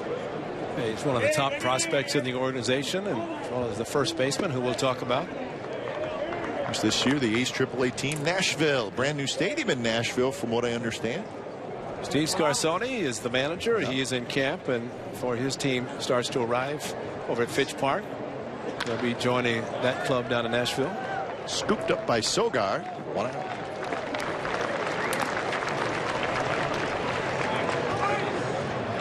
Well, we talk about Rendezvous Park, and of course, if you think about the A's in the 70s, you can only really think about one guy, and that's Monty Moore, a great broadcaster, and he and his wife Deanna down in Porterville. I want to send along best wishes to two of the great people in the game. Monty Moore, longtime broadcaster, his wife Deanna, and hope Deanna's doing well. They're good people, and always enjoy seeing Monty when he comes up to the Coliseum for whatever reason, whether it be a reunion or the A's Community Fund Golf Tournament. High in the air to right. Pridey on the move, and he makes the catch in deep right center field. Don't you think that? Yep, there you go. Oh yeah, the pretzel mustache. hold it up. There you go. Nice. Now Raleigh's in signing autographs, so maybe you can show Raleigh's handlebar mustache. Always great food down in spring training, a little bit of everything.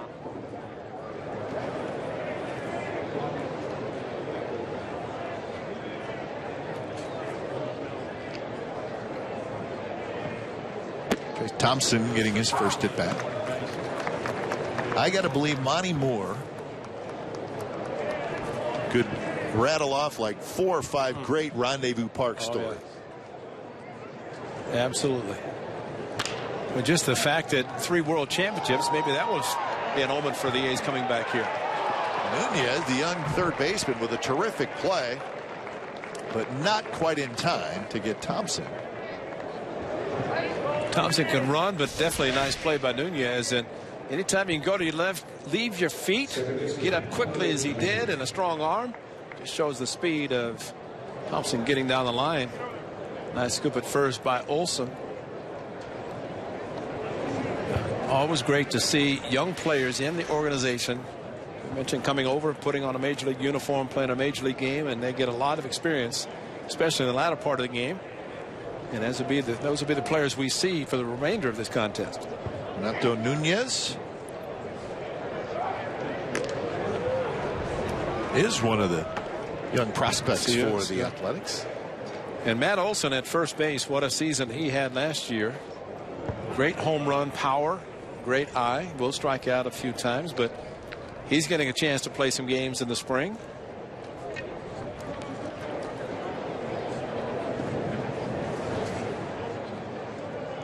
Well, I know for us who announce at the big league level, we follow the minor leaguers, and obviously you hear a lot about the top prospects. They're also, down in the lower level, so you see their name and you read about them, and it's nice to see them actually playing a game. And Matt Olson is one of those guys that kind of falls in that category. We've read a lot about him. We know he's put up big power numbers. Well, now we get to look at him. Dallaire asked about the number of games that were played maybe over at Rendezvous. Cap at one time spring training, if you required to be about March 1st, you had to be in camp 10 days before you're allowed to play a game. Because guys didn't work out in the offseason like they do now. This is a year-round sport. And this year is a little bit later because the season starts later. Remember, last year, games were played in March, a regular season, which means spring training in February. But now, if you show up in spring training and you're not ready to play, you're so far behind. You'd be 3 weeks behind everybody. Yeah, exactly. But that's then because guys just didn't work out, in the offseason like they do now. I don't remember the number of games played, but I don't think it was as many as they do now. Big chopper. Nunez fires to first in time. Close play at first. Nunez gets his man. Side retired. When we come back, we will chat with Ben Zobrist. He's standing by. We'll look forward to that.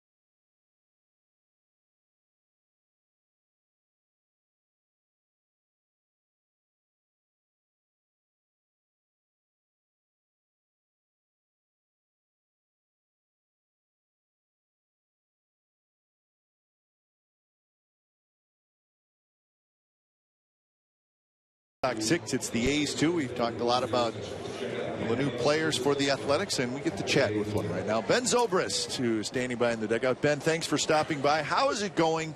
First time in your big league career you're playing with a different team than the Rays. Has it been a little strange, or has everything kind of fallen into place? It was strange at first, walking into a different clubhouse and, seeing a bunch of new guys and feeling like the new guy in there. But, it's been really easy to get comfortable with these guys, get comfortable with the club, and everybody has been great so far. And so far that everybody's gelling really well, so I'm having a blast. Ben, how similar do you see the Rays and now your new club, the A's? Wow, there's a lot of similarities, I think, with the type of player they look for. You just look around our clubhouse and you're not necessarily going to see a ton of big names, but these guys can play. They look for gamers. And, it was similar over in Tampa Bay. They try and find the diamonds in the rough there and, find a way to put together the best ball club they could for the right price. And, obviously that's what they've done in Oakland as well. And obviously they do a great job of working all the different angles out on the field. These guys leave no stone unturned as far as the coaching staff goes. And, that's basically the same thing I've been doing for the last 8-9 years in Tampa Bay. Now, trade rumors are certainly part of the game. And your name was in trade rumors a lot this offseason. And I guess it tells you a lot of teams want you and they like what you bring to the table. But are the rumors difficult sometimes when your name seems to always be out there and you kind of wonder what's going on? Yeah, it's a little different. It's weird, when you're in the off season and you're just relaxing and enjoying your time and hearing your name floated around at different places. But I think the longer you stay in the game, the more you realize how things change at times and organizations go different direction and they look for a specific type of player, and if you're not that guy, then you're going to go somewhere else. So it's nice to know that I'm wanted and know that there's a lot of teams out there that can use a guy like me. And I look forward to just being everything I can be for this club here this year. Ben, your versatility is outstanding, and I think broadcasting when you were with the Rays, and very fortunate, very happy to have you now with the Athletics. But talk about, and I think you said it best last week when I saw you, what you said to Joe Madden, what you've said to Bob Melvin about your versatility, playing different positions. How do you approach that, especially with Bob Melvin, similar to what you did with Joe Madden? Well, you know, I want our club to be the best club we can be, and if that means that, you know, we need a guy to move around, if we have to have various lineups versus righties, lefties, and make switches in the middle of the game, then obviously I want Bob to have that flexibility with a guy like me, and so I want to be willing to do that. So I told Joe that back in Tampa Bay, and he loved that. You know, it was a real asset for our club, and I think it can be a real asset this year as well. So, you know, I'm probably going to get a couple different starts in different positions here coming up soon. And just try and be prepared for the season for whatever comes. All right, Ben, this versatility and Ben Zobrist, it certainly goes hand in hand, but we'll put you on the spot here. If you were told you're going to start every game this year, but it's at one position, what position would you pick? You know, I would probably have to pick second base, just because based on the numbers and based on the fact that that's been my best, statistically best defensive position out on the field, the one that I can help the club the best in. You know, I've always loved shortstop. I grew up as a shortstop, so I love that position too. But it would definitely be the middle infield, and I'd probably have to choose second for that. So when you go to the outfield, then do you get a little bored? Because I know you played a lot of. I've never seen you in right field a whole bunch. I'm not going to lie. There are times where I'm out there wondering what I'm supposed to be doing. You know, but sometimes that gives you a little mental break, which is nice at various times of the season. But overall, I like to be right in the middle of the action, in the middle of the field there. And, you know, you're kind of in on every play, no matter what it is, when you're up the middle. So that's what I prefer overall.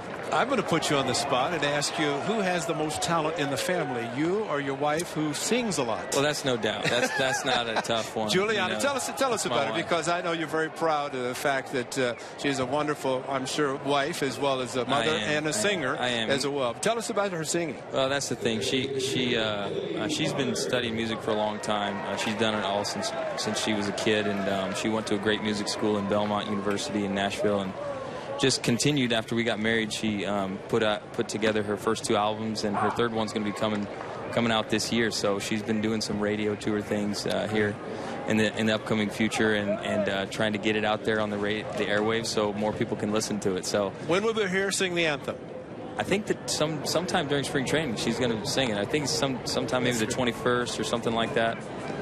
She's going to do it, though, so she's excited about that and to be a part of the A's family now. Well, we're excited to have you, Ben. That's and the possum will leave you alone this year, all right? We promise. We've already told him. Stay away from Zobrist at second base. If he gets close to you at second base, we're in trouble. That's right. Yeah. All right, we'll see you, Ben. Okay. Thanks, man. Thank you, Ben. Another newcomer has just gone long ball. Billy Butler to right center field as we say goodbye to Ben Zobrist. Butler homers. How about that? That's perfect.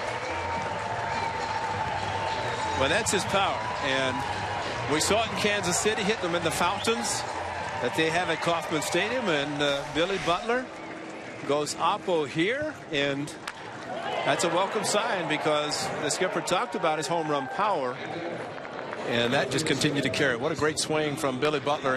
You know, he waits so long, and that's why he hits a lot of opposite field, in this case a home run, but it's also why he walks a lot. He's great on-base percentage. You see the ball a long time, and that's a great shot of him going opposite field there.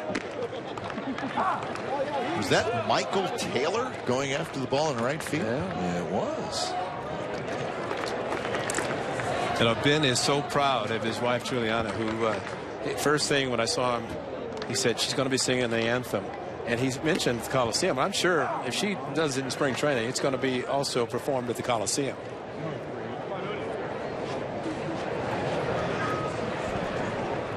Boy.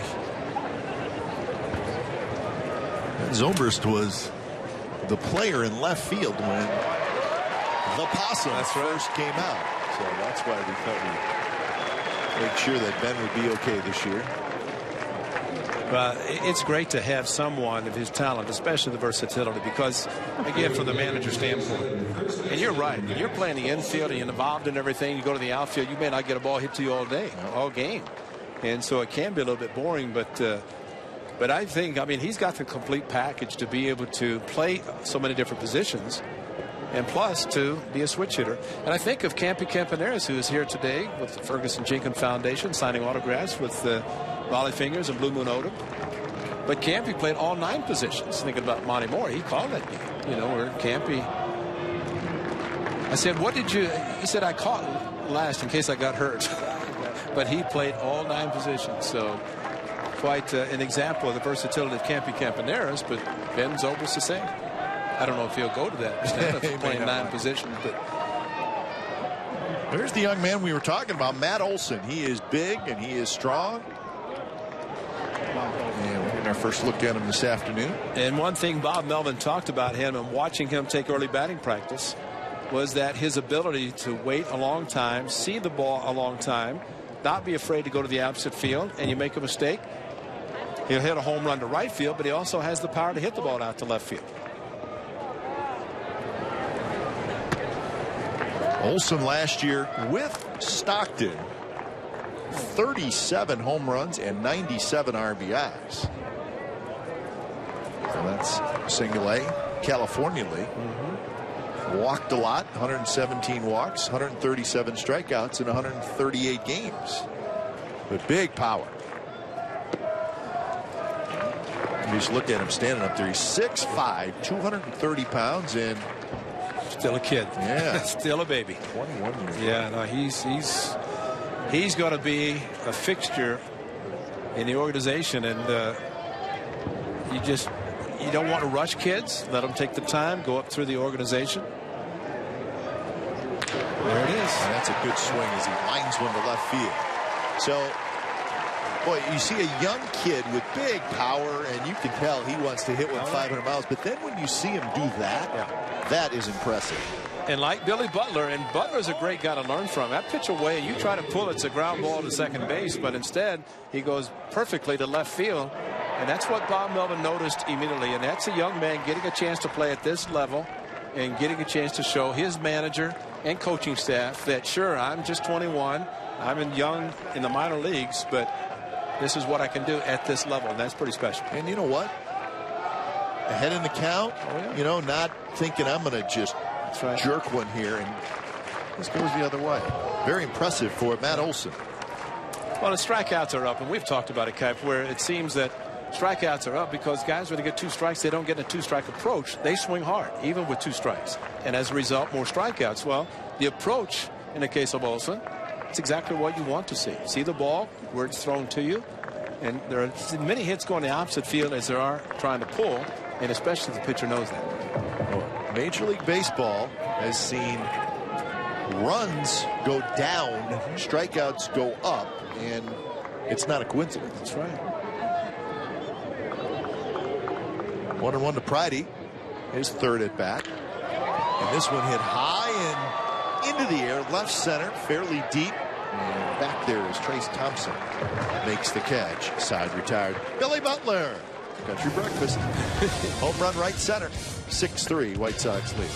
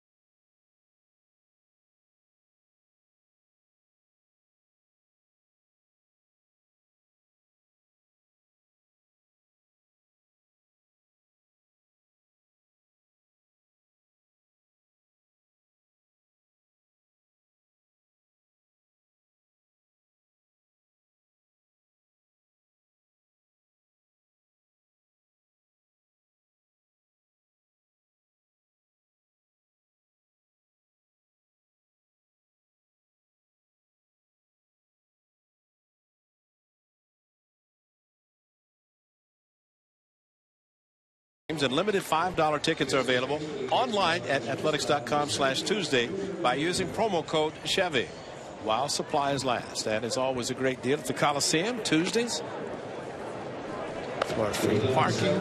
Tuesdays by Chevrolet. Yeah, that will be here before you know it, but lots of spring training games left to go in the Cactus League. 15 teams now in the Cactus League. Yes.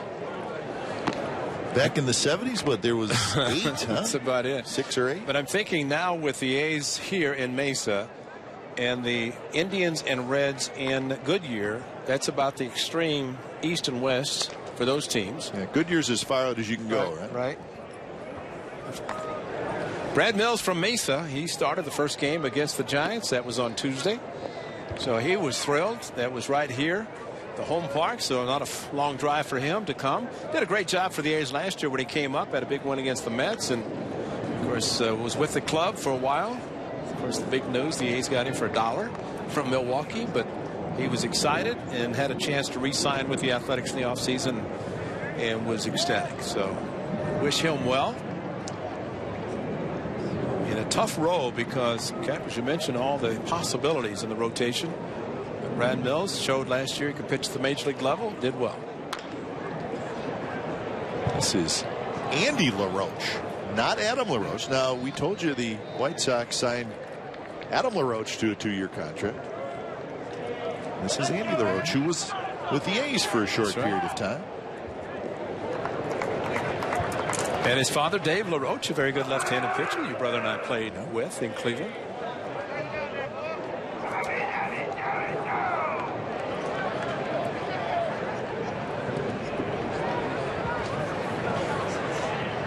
Big swing and a miss. 0-2 from Mills.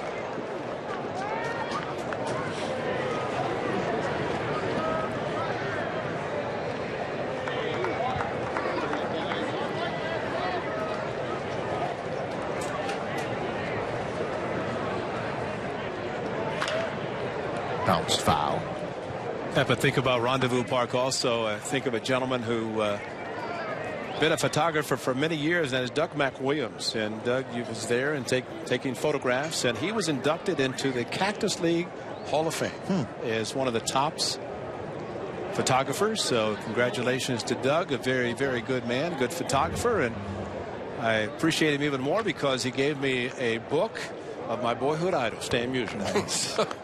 He said he had a whole bunch of books and thought since Stan, the man, was my boyhood idol, and he had an autographed picture of Stan Musial in the book when he gave it to me. So thank you, Doug, and congratulations for your induction to the Cactus League Hall of Fame. Photographs, I mean, he took all the photographs of the A's and during the early years. I think he might still have the only photograph of Raleigh Fingers in a Boston Red Sox uniform. That's right, at the Coliseum. Trade was made, and of course Raleigh has it and probably signing it downstairs right now if you want to go down and here at Mesa. But Doug was outstanding, still is. Good pitch inside corner, strike 3 call. LaRoche is called out. So 1 out here in the top of the 7th. Well, a great pitch on the inside part of the plate, couldn't pull the trigger. It's a little cut fastball, and Brad Mills not overpowering, but he knows how to pitch. And talking to Ed Farmer a couple of booths over, who's a broadcaster for the White Sox, caught him in his early days, and he can throw 100 miles an hour. I said, Ed, if you could take it 10 miles, 15 miles off and hit the plate with your control, you'd be a better pitcher. And guys like Brad Mills, that you look at the gun, which you don't want to, may not fire up the radar gun. There's Eaton Ed Farmer. Ed's Deli in Chicago, one of the best. But Ed been broadcaster with Aaron Jackson for many years on the radio side.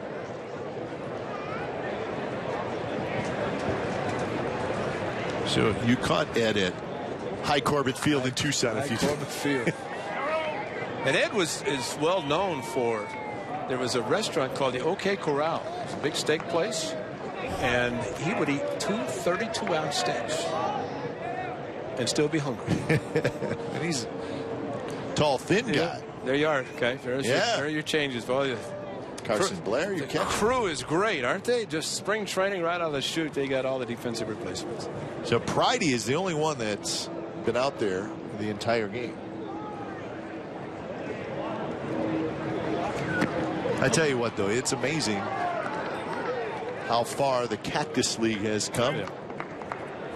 I can remember as a kid going to Tucson to watch the Indians spring training, and literally at a game, 100 people. Exactly. You know, Oh, I yeah. mean, you just walked around. It was just like it would be like, those inter-squad games that they play last week. At 10 o'clock in the morning. There wasn't anybody around. Yeah. And now it's amazing. Big curveball from Brad Mills, freezing another hitter, and that's back-to-back called strike threes. I think Pat Venditte wish he'd been getting some of these calls when he was pitching, but It'd be a different game. Be a hugely different game. Yeah, Kaipe, one time, and people see spring training exhibition games now. As you mentioned, 15 teams here, 15 in Florida, and the traffic or the travel here is just unbelievable. You can work out at your home park and travel. But at one time, and I remember Cleveland, where your brother and I were down at High Corbett Field, it was make enough to pay expenses for spring training. Sure. Now it's a business. I mean, you're seeing clubs making, like the Cubs. You draw $15,000 for an exhibition game. It becomes a revenue stream. Yeah, for you. and you start looking at the ticket prices. And I mean, it's great for the cities. I mean, the whole valley enjoys spring training because all the winter visitors or the visitors come in to watch baseball, and it's a great event for the month of March when the exhibition games are played. But it's interesting. I looked. The oldest stadium now in the Cactus League is Diablo Stadium in Tempe. That's right. That's the oldest ballpark. That's right. So many new ones.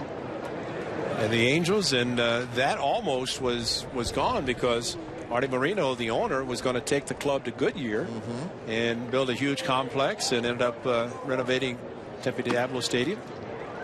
Of course, a couple years back, 2011, the beautiful Salt River Fields, the Diamondbacks and the Rockies, it's just North Scottsdale, just up the 101 a little ways. It's a beautiful, sprawling complex.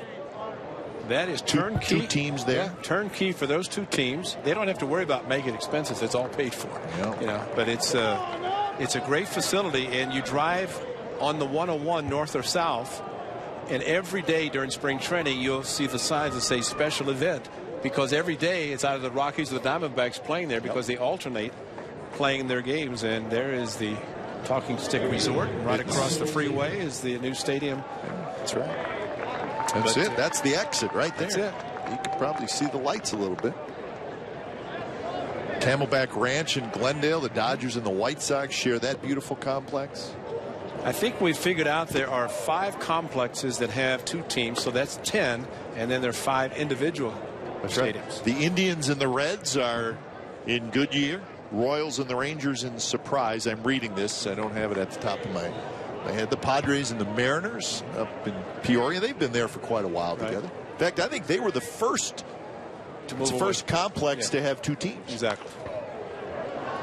And the one nobody ever wants to go to, but it's a nice facility, and that's in Surprise, where the Royals and the Rangers train. Long ways. It's a very long way. I mean, Goodyear is on the freeway, which is great, but you have to you don't have the access. Surprise is northwest, and it's on the complete other side of the valley. But I think they figured if they can get the Dodgers from Vero Beach to come to Arizona. That was big. Yes. And right now there are 10 teams in the Western divisions of the American National League, with the exception of the Astros. All the other 9 teams train in the valley. That's right.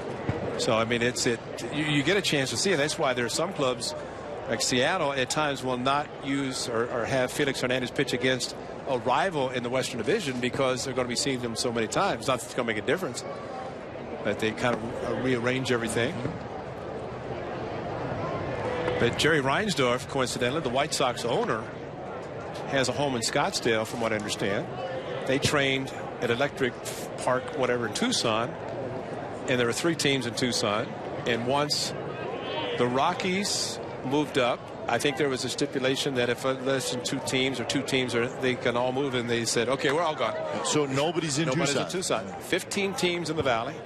So the White Sox and the Dodgers share the facility in Glendale. So I think they bought out down there just because the Rockies were at High Corbett You don't want to be in Tucson by yourself. You can't. Really, I think they established a rule that they have to have two or maybe even 3 or maybe more. Yeah. Because it makes it unfair because it's a road trip all the time, and you want to get away from that. Nice play again by Nunez. Throws wide. Olsen tags and nicely done. So Renato Nunez doing a nice job at third base. We're going to chat with Billy Butler. They call him Country Breakfast. We'll be back.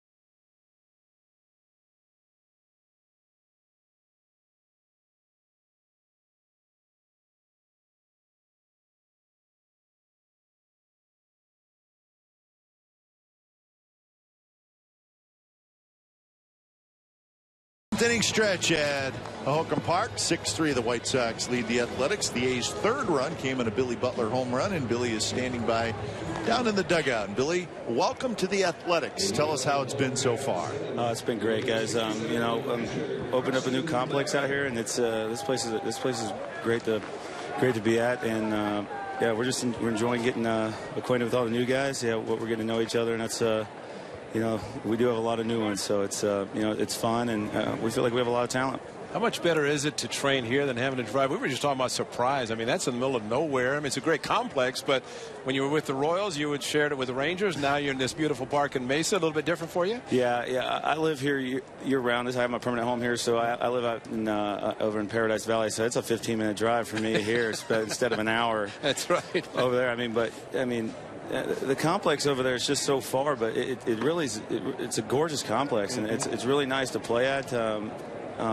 You can't say enough nice things about what they've done out there. It's a long commute, and it's tough on each day, but you can't complain because the weather's so good out, and we're getting to enjoy baseball. So, Billy, the off season comes, and you're a free agent, and did you think that you would stay with the Kansas City Royals? And it sounded like the A's pursued you right away, and they pursued you very hard. How did it kind of all come together from your perspective? Well, yeah, they were definitely interested still, and being there for so long. I was in the organization for 10 years, and to go through a lot of the tough years, the lean years, where we were trying to get better, and then getting better and going to the playoffs and going to the World Series, and then having to leave. It's one of those things that's tough. You only imagine doing it, and it's still so fresh. I feel like yesterday we were just in that World Series game, but you have to move on and accept a new challenge, and I got a new opportunity here, and I'm just glad to be here. Everything's great, and I couldn't be happier to be a part of the A's. Well, we're very happy to have you, especially getting your number 16 from Josh Reddick was a whole other story. But when you were signed by the Athletics as a free agent, take us to that point, then fast forward through the season when everybody's traded, and then all of a sudden Ben Zobrist joins the ball club to kind of solidify it. But what were you thinking when you signed at one point with a club much different than what it turned out to be? Well, yeah, whenever I signed, I was I was going to be hit between Donaldson and Moss, and things work out for a reason. Billy Bean does a great job. He's made a lot of great moves here. We have a lot of extremely extreme amount of talent. We have a lot of young guys that the league may not have heard of yet, but they will, because I've seen it already in camp, and I think the future's bright for the A's, and it's hard to say that it wasn't, because they made the playoffs 3 straight years. So I mean, our expectations are no different. Let's go out there and win ball games and contend in the AL West, which is very competitive. And Billy, you got so close last year to winning a World Series for yourself, and I mean, literally 90 feet away. Is it hard not to think about how close you guys came last year to winning it all, even though you're with a new team now? Yeah, absolutely it is. It was a whirlwind, because I never been to the postseason. While I'm in that organization, we have a lot of talent, and we had gotten a lot of talent through the years. It just seemed like we couldn't turn the corner, and then all of a sudden it happened really fast, and it was a great ride. I mean, not losing a game until we got to the World Series, until we faced Bumgarner. I mean, that kind of stuff just doesn't happen. I mean, we were riding on we were on a high ride, and we were, it was just extremely happy to be a part of that. I mean, just because I spent so many years trying to get to that with a one organization, and it was a very exciting time. Well, maybe you can bring that same enthusiasm of postseason appearances to this ball club, but we have to ask you, and we've talked about your nickname, Country Breakfast. How did you get it? It was on a rain delay in like 2008 or 2009, and the fans on Twitter got a little bored with the rain delay, and they took a poll, and that's what they came with. So I had to answer it after the game. I was like, hey, whatever the fans like, it's kind of blown up from there, and it's kind of whenever that's kind of how people recognize me. I never thought it'd be like that, but that's just the way it is, and I'm happy to be that. Any significance to the fact that it's Country Breakfast? I mean, tell us about. I mean, you like breakfast? I mean, how did they come up with that name? It had to be something that you were somebody doing. already had, I mean, Big Country's already taken, so it's like that's what they wanted to call me. But Big Country to Country Breakfast. Yeah. Oh yeah, and.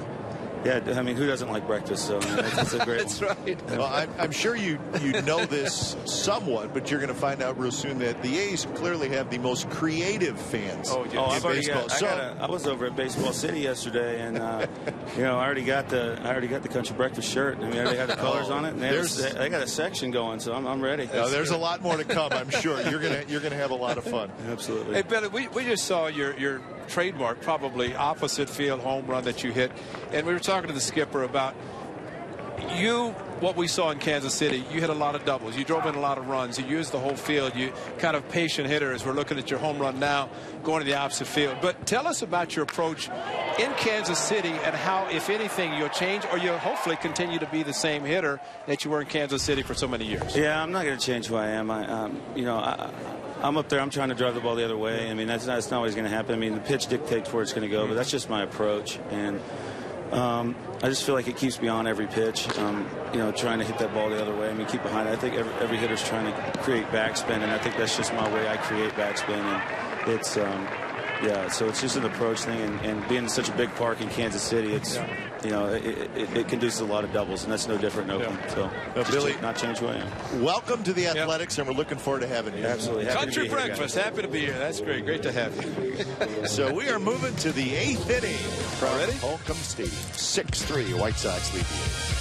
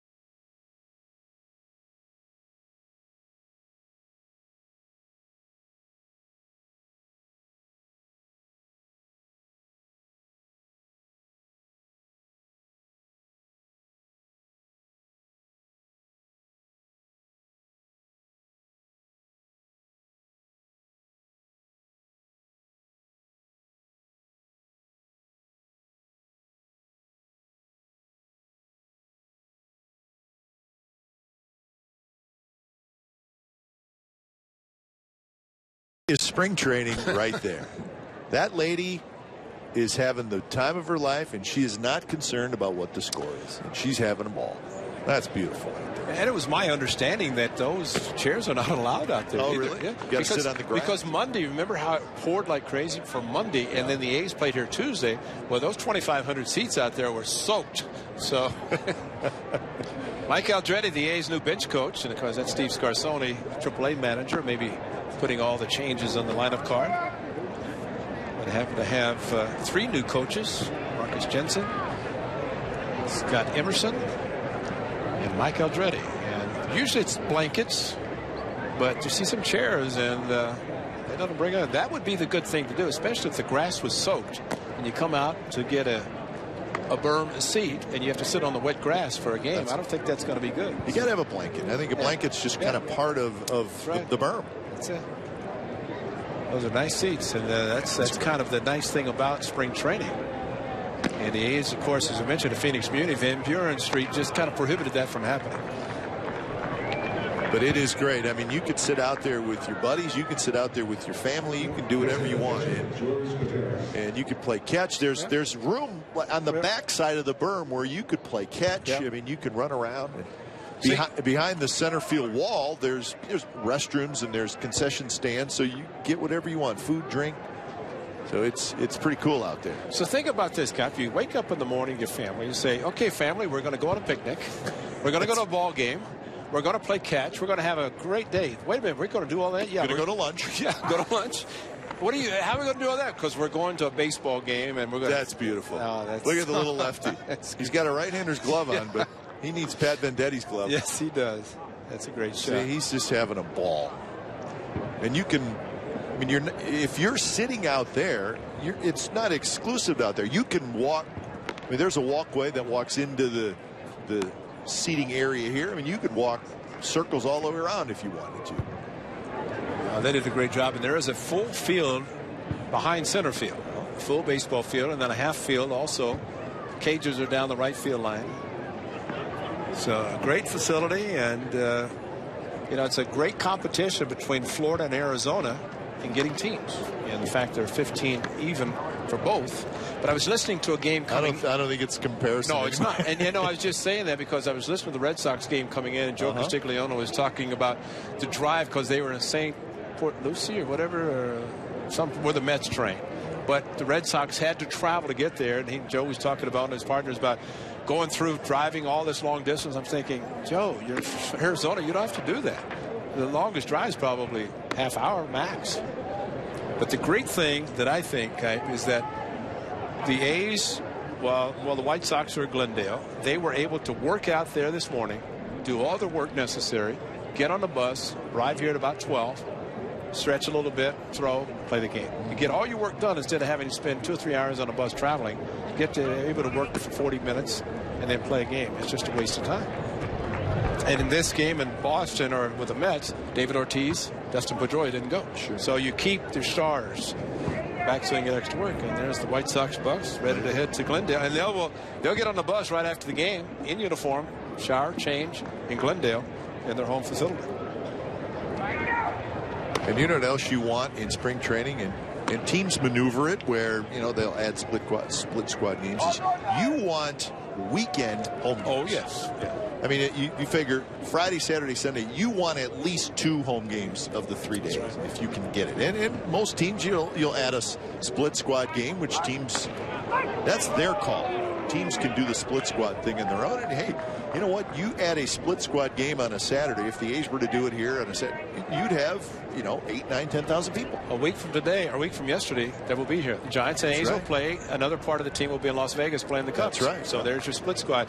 One of the rules, though, they have established because Gates, they charge money for split squads. A team is required to send 3 supposedly major league players to the lineup. Yeah. You're supposed to have a representative team because if you're going to charge fans to watch what is considered a major league game, you want to have some major league so-called stars participating. As was the case yesterday with the Angels. They didn't send a lot of guys. Pujols wasn't here and Trout wasn't here, but they had Freese and Iannetta, had the pitcher, C.J. Wilson, so they had a representative team. A couple of walks here by Mills to lead off the 8th inning. That's right. The A's will go to Las Vegas for 2 games next week. It'll be Friday and Saturday, correct? Friday night, Saturday afternoon. And so they'll fly in Friday, play the Friday night game, play Saturday, and then travel back and be it's against the Cubs, right? Right, Maryville on Sunday. So the A's will send a split squad to Las Vegas. In fact, talk to Mickey Morabito. They'll be leaving on Friday morning, so they'll really only be staying overnight, one night. It's where the A's opened the 1996 season, Cashman Field, Las Vegas, because the Coliseum Mount Davis was not ready. And this made the team, or the Coliseum, unplayable to start the season, so the A's started in Las Vegas. But if you're coming down, if you're A's fan and you're coming down next weekend, like you said, don't worry. The A's and Giants will play here on Saturday, which will be a huge crowd. It'll be a fun day. And later in the spring as well, you start to see some teams playing night games, so you have a chance to see a doubleheader. You see a day game someplace, and then a night game wherever. And always advisable to get your hotel reservations, your flights, and your game tickets in advance of coming down, because they do sell out quickly. So, but usually fans who do come down once, they'll want to come down again. They'll plan in the future and select their games and their accommodations, and look forward to coming down. Or people who just come down and spend the month. That's not a terrible idea either. Bad idea at all. There's a base hit left field. And they're going to wave home Mitchell, who's very fast. So 7-3, and still nobody out here in the top of the 8th inning. A couple of walks, and then a Saladino base hit.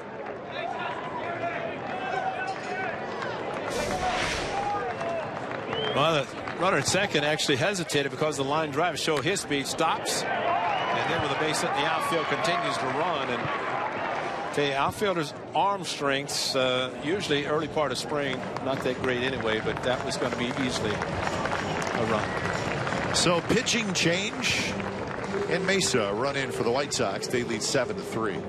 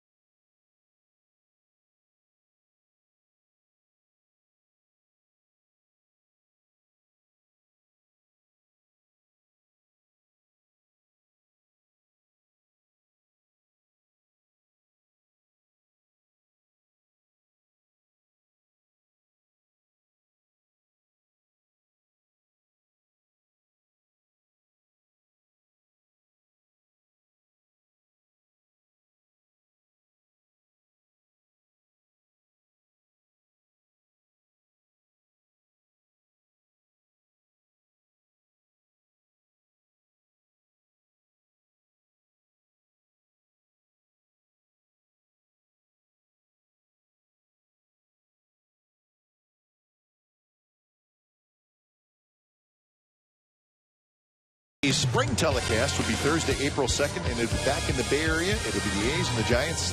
First of the 3-game Bay Bridge series. It'll be in San Francisco. Complete coverage starts at 7 p.m. Remember, our A's coverage, you're going to get it every night on Sportsnet Central and CSNCalifornia.com with A's insider Joe Stiglich. The home of A's baseball is Comcast Sportsnet, so that'll be the final tune-up with that 3-game series before the A's get set to go on the 6th of April at home against the Texas Rangers. I think the A's will play the National League West this year in interleague play, so there'll be trips to San Diego, to the Dodgers, to Arizona. National League West, a competitive division, just like the AL West. That's actually a very, very tough division, and for play because the A's Los Angeles against the Dodgers, 2 in Oakland against the Dodgers, Padres, and they will be at hot Phoenix, Arizona, Chase Field in August of this season or this summer, and much different weather than it is right now. First pitch swing, base hit, and it's going to be. So Trace Thompson does not wait around. So an ugly inning for the Athletics. New pitcher is Brock Hunsinger. Spent last year in the Baltimore Orioles organization. Signed with the Athletics back in December. 47 games out of the bullpen. Hunsinger just trying to get the A's off the field. 2 walks, 2 singles, and a run in.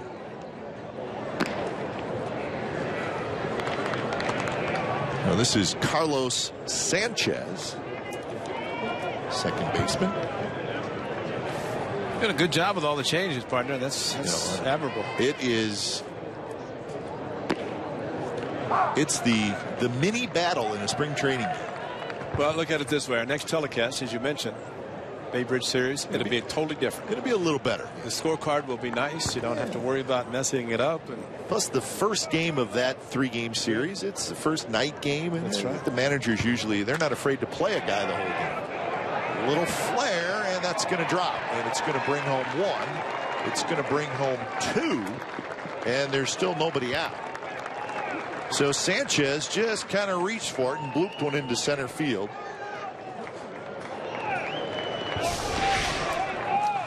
And even the speed of Billy Burns couldn't get to it. You can see the ball running away from the left-handed Sanchez and off the end of the bat, softly hit.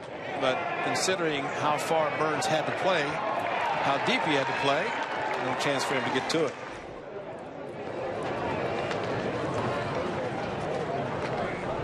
So here's Andy LaRoche.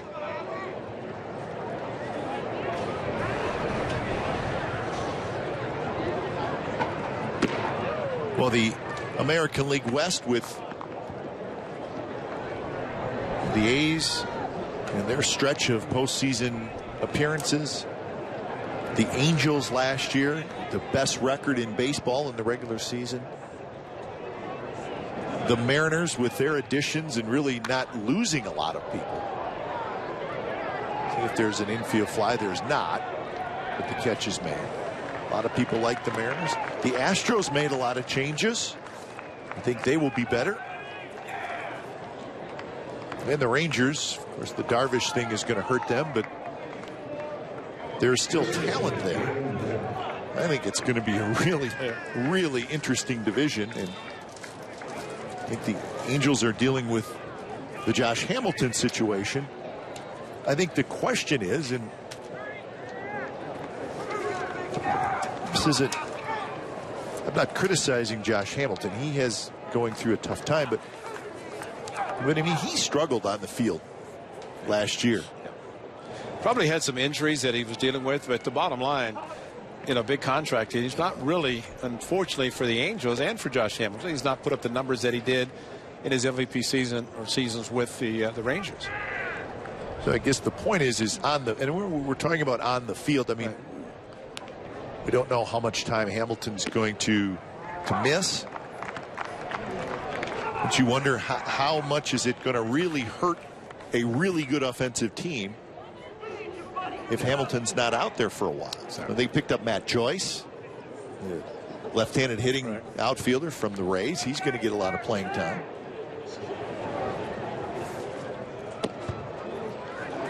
So they lost Howie Kendrick. That was an interesting trade. That is, and we saw the second baseman trying to fill in, and that is huge because an outstanding hitter, great second baseman. He's in the game every day playing.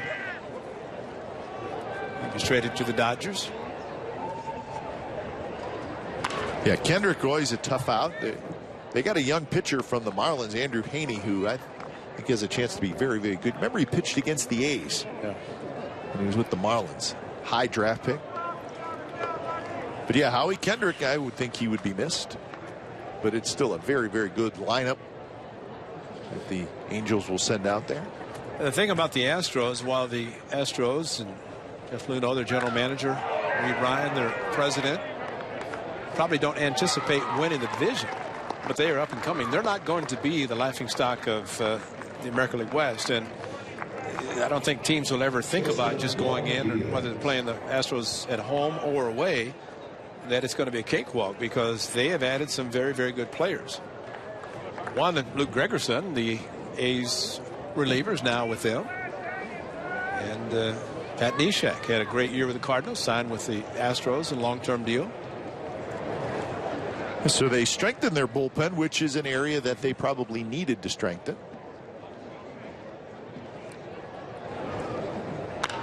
And they added Lowry, Jed Lowry signed there. That's right. Went back home, yeah. Colby Rasmus. Remember, they traded for Evan Gattis.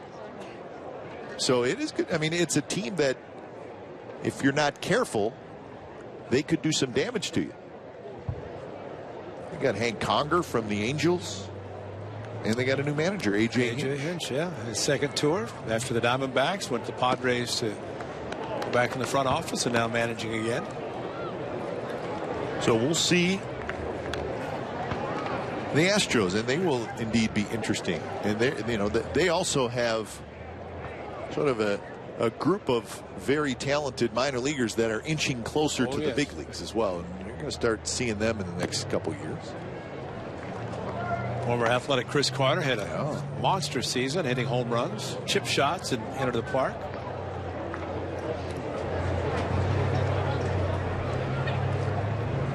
Two and one the count, couple outs, and then 3 runs in here in the top of the 8th inning.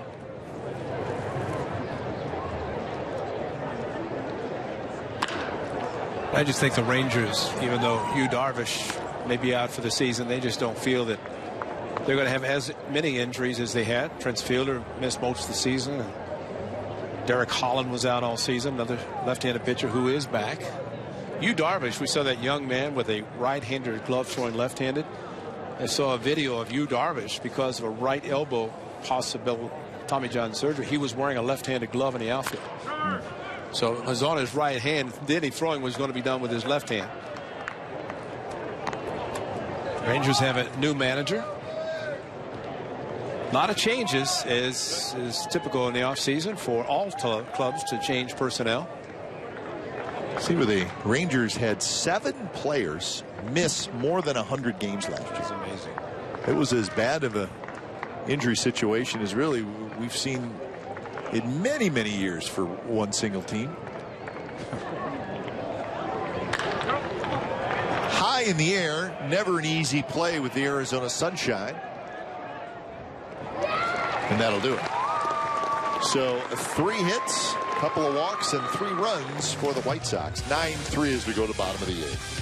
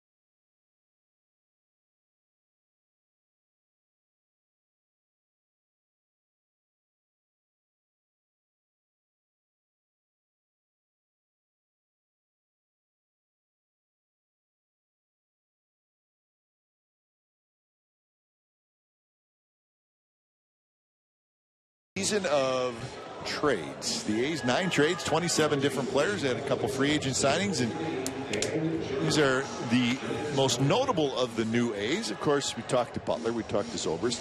Marcus Semien is going to be a very key player for the A's. We're going to talk about him and Laurie and Davis and Fegley, one of the catchers got from the White Sox.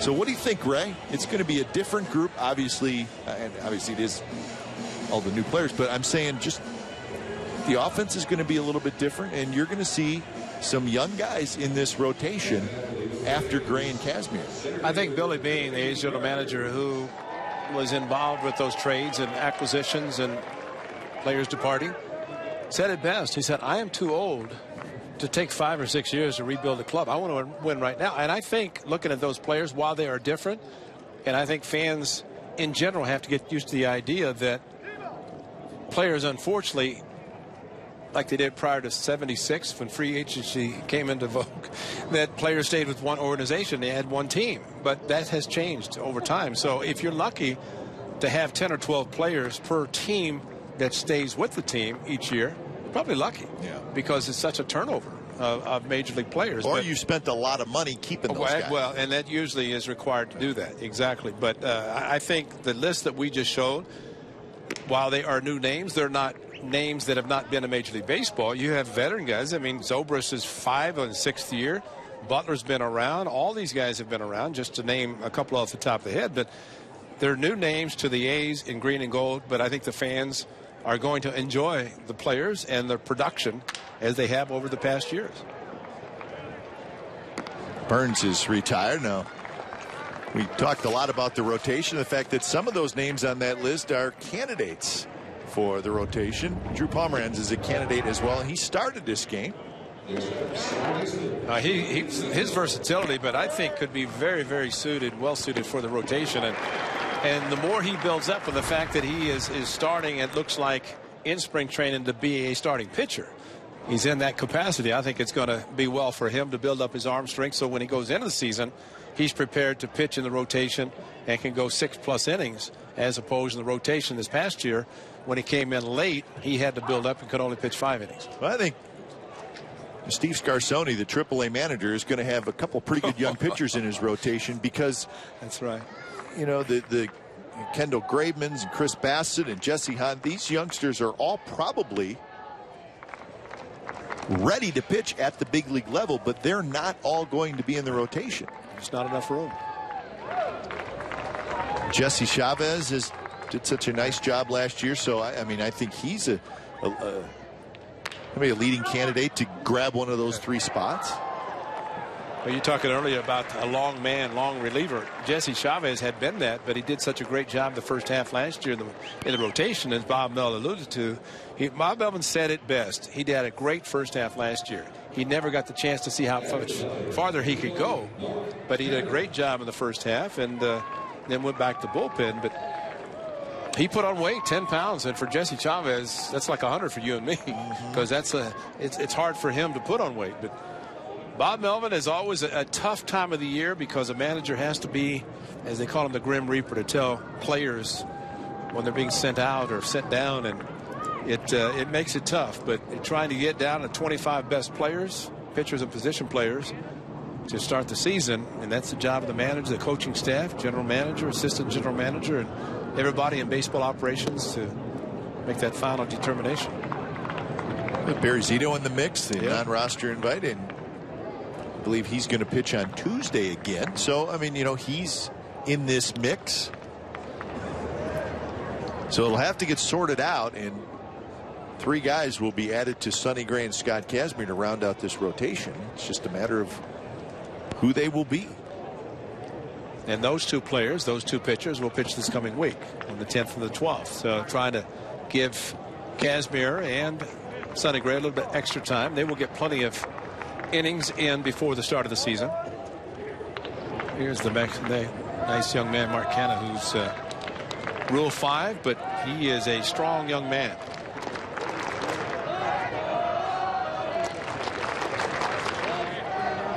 And he swings hard. He does.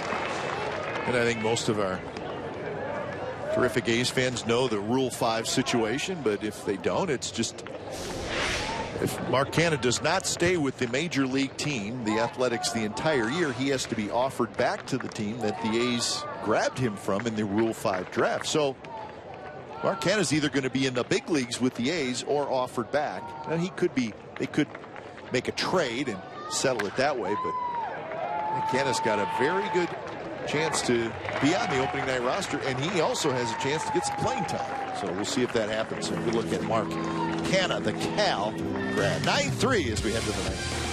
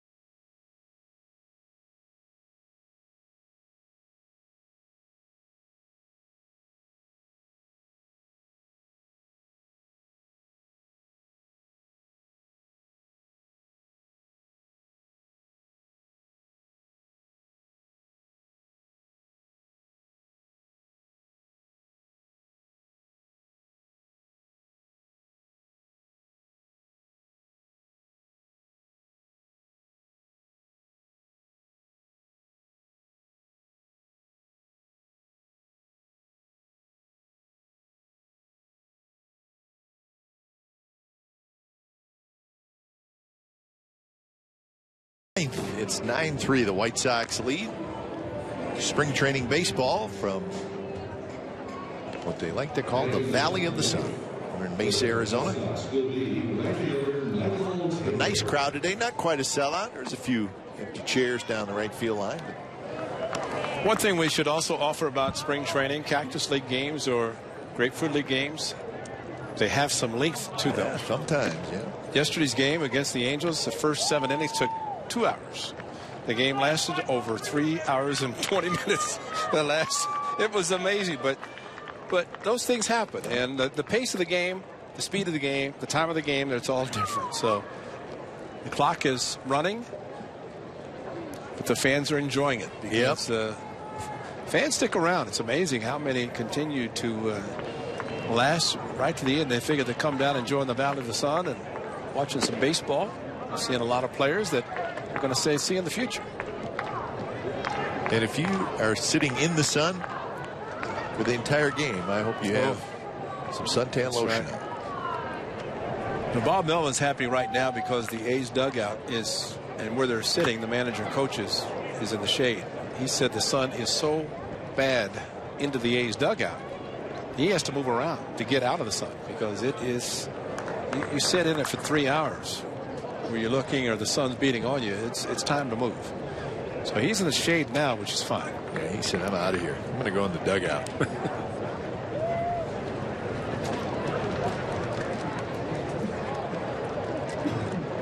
Wow. Yeah, you don't want to be in charge of the lineup card in a spring training game, especially an early spring training game. Swing and a miss by former A. Michael Taylor. Now there's Mike Eldreddy. Ray mentioned one of the new coaches, and Mike Eldreddy, really one of the nicest guys you'll ever meet. Just grew up in Carmel, went to Stanford, played with the A's for a little while. He said he lives in the same house he lived in when he played for the A's. Yeah. He said just a little bit too far to commute to be the A's bench coach, but coaches at the park so long now, there's no way they could do it.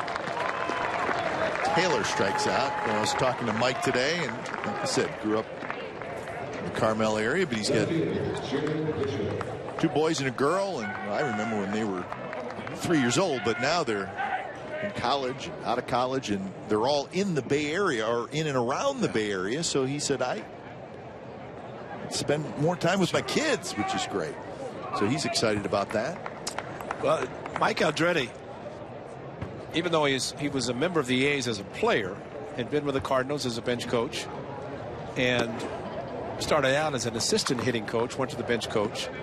And for a coach to be able to come home, he trains in Arizona, which is close to California, instead of training in Florida, where the Cardinals do, and being in St. Louis, away from the family. And we know how much time coaches spend at the park. So, like you said, he gets a chance to spend more time at home, more time with the family. And Aldrete was the only coach that was hired out of the organization. We mentioned Marcus Jensen and Scott Emerson. Both had been in the system and were elevated to the major leagues, which is very important for an organization to recognize those coaches and the hard work. Mike Aldrete, probably the happiest guy in the Valley right now is Chip Hale, who's the new manager of the Diamondbacks, because the bench coach puts together all spring training, everything, and Chip now as a manager can delegate that. It's a lot of work. Aldrete said he's at the park 10 to 12 hours a day.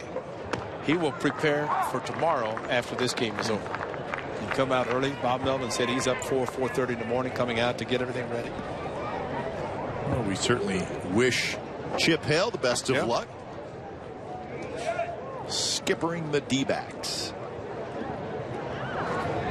Chili Davis now with the Red Sox, hitting coach. He's got a pretty nice lineup to work with. He thought he was going to work with Yoenis Cespedes, because Cespedes traded the Red Sox for John Lester. Then Yoenis ended up with the Tigers at a grand slam in his first at bat. So he's training down in Florida. He's got to be happy, close to his home down in Miami, or at least in the Florida area.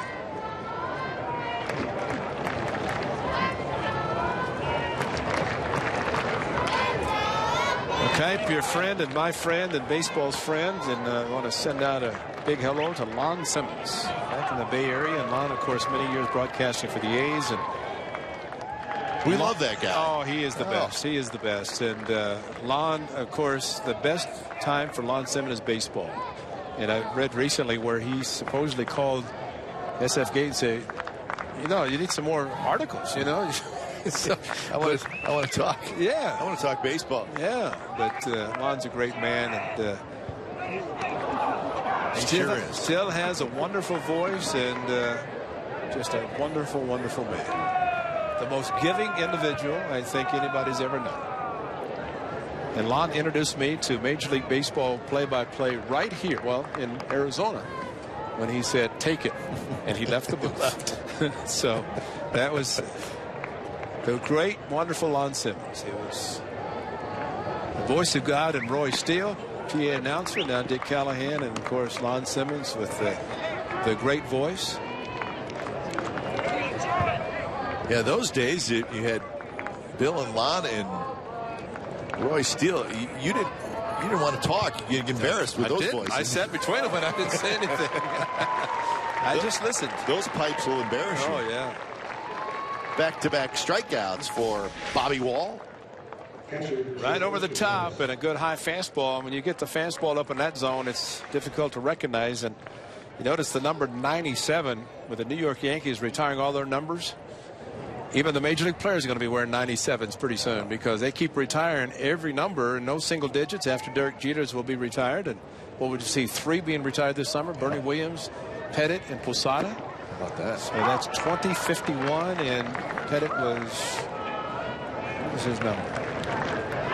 46. 46. You're right. You're right. So 20, 46, and 51 are gone. That's why Ichiro couldn't wear 51 in New York, because they were going to retire Bernie Williams' number.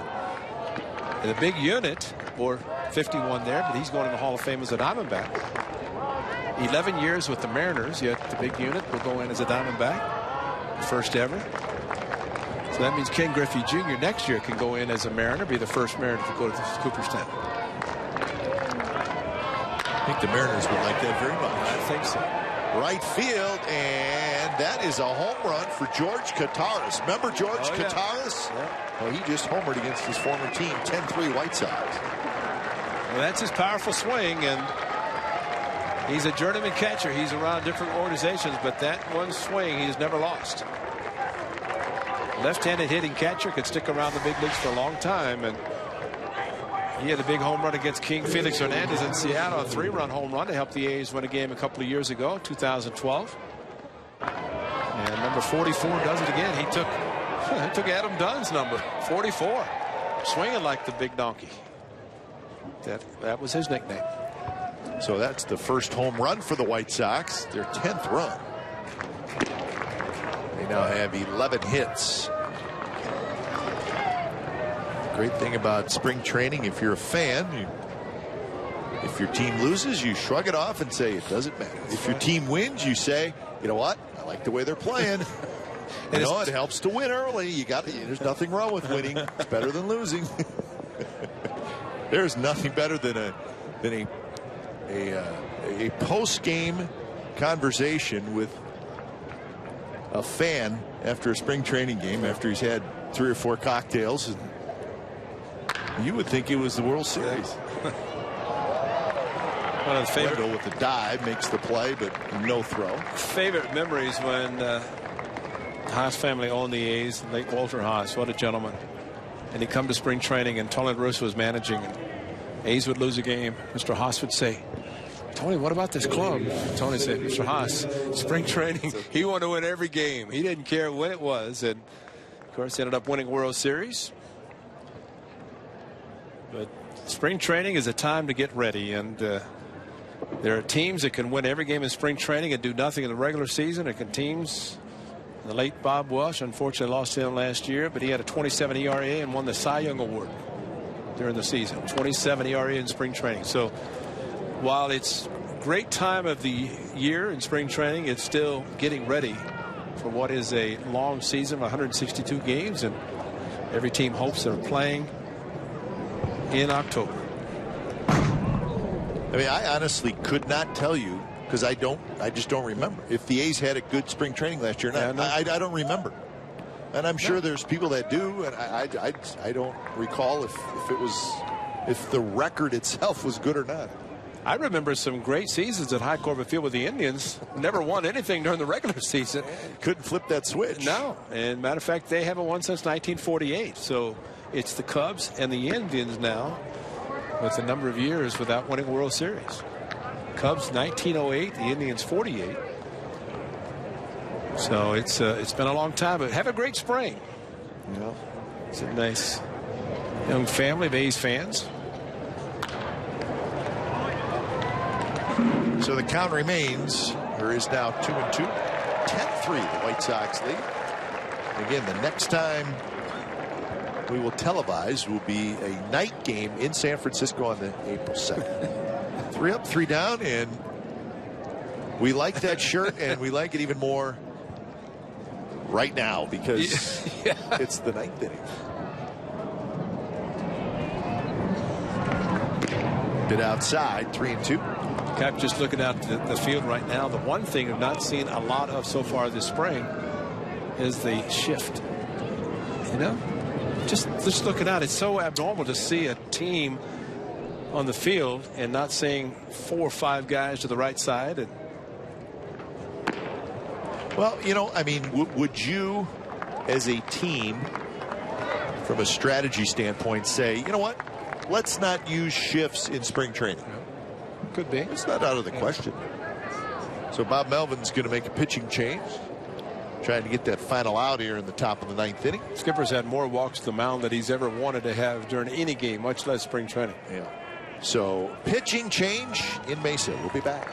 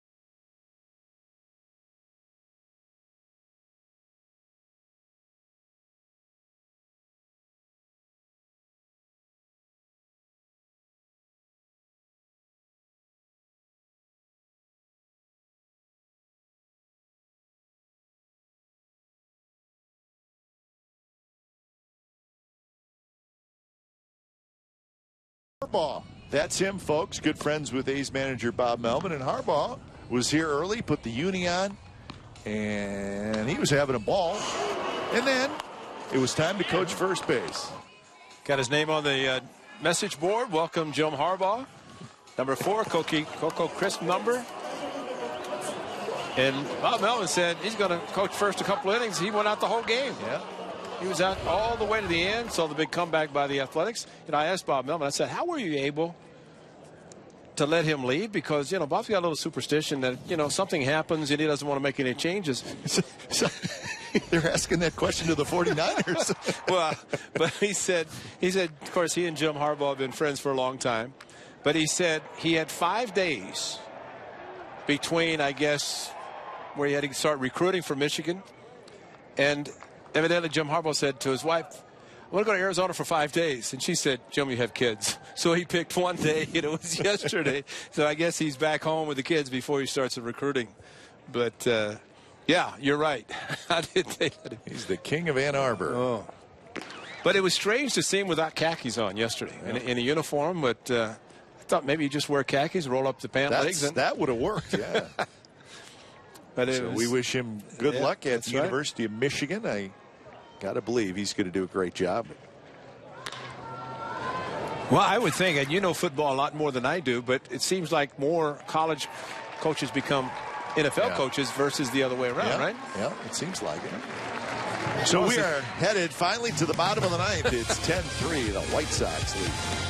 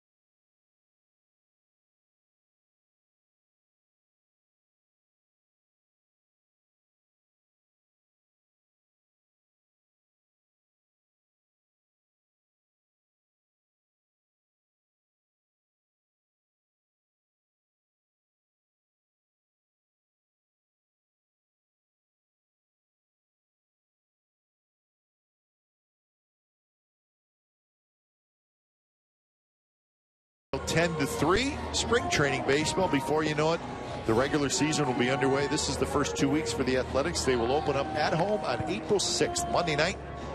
Our coverage starts at 6 p.m. It'll be 4 with the Rangers, 3 with the Mariners, and then the first road trip of the year. We will head to Houston. 3 in Houston, off day, and then 3 in Kansas City. And then after Kansas City, it'll be 4 in Anaheim. So that is the first, right there's the first couple weeks. Stretch that out, and the first road trip is at 10 gamers. And there's not anybody that you can look at on a schedule and say it's a chance to win a game and a light schedule. There's no such thing anymore. And great late Vince Lombardi once said on any Sunday, anything can happen in football. And in baseball, any day, anything can happen. So it doesn't matter who you play, because teams have loaded up, and again, a lot of teams won't win, but they'll be very competitive. So as I look, the first 2 road trips are both 10-game trips. The A's had 5 last year. This year, got I think 3. For some reason, at least the 2 you mentioned, and not more than 3, I think. Yeah, there's 1 in September, so there's 3 total. But to not have the East Coast, Eastern Division be in the interleague portion, because the A's had to go to Miami and New York to play the Mets, and plus the Yankees, the Red Sox, and the Blue Jays. Nunez with the base hit.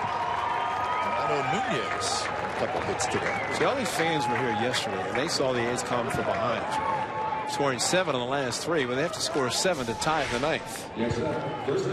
But a good sinker, and Nunez hit it hard on the ground, shooting it through the infield.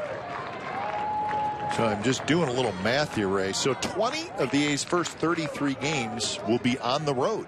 So not an easy start to the schedule. But you get into really July and August, and they have a lot of home games.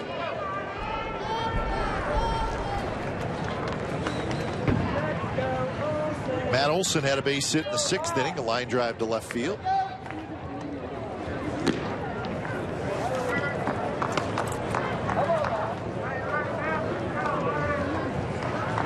1-1 the count. Each team with 11 hits. Actually, the White Sox have 12 now. The A's with 11. Sinker low, 2-1.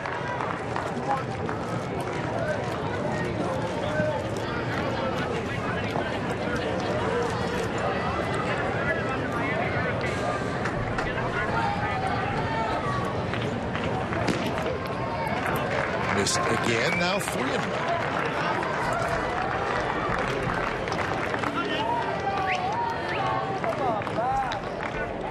Bruce Maxwell, number 66, is waiting in the on-deck circle for the A's. Good swing there. Power swing, Matt Olson.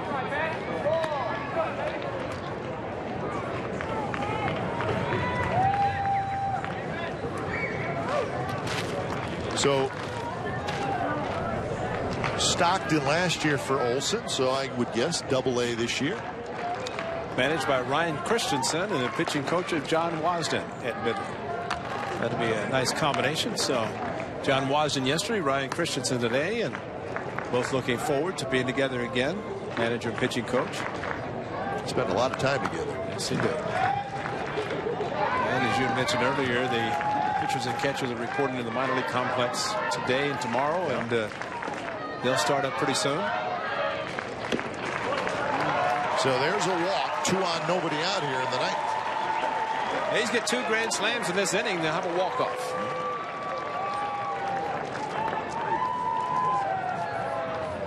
So Fitch Park will be a busy place.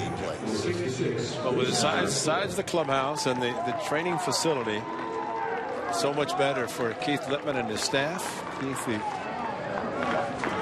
director of player development, and you get that many fields and working, and really the A's had their workouts over there. You have to have so many fields, so many mounds, 2.5 hours ever finished for pre-game spring training.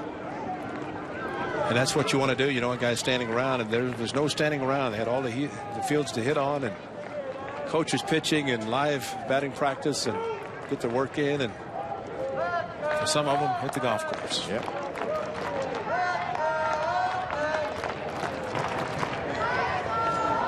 Pitch to Maxwell, missed again, and now it's 2-0. Bruce Maxwell.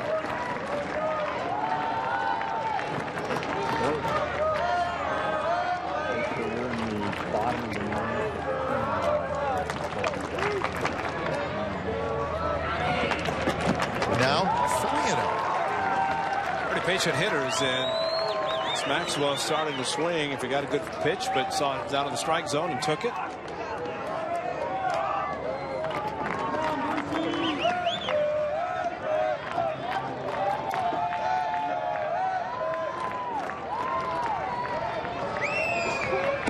That one in for a strike.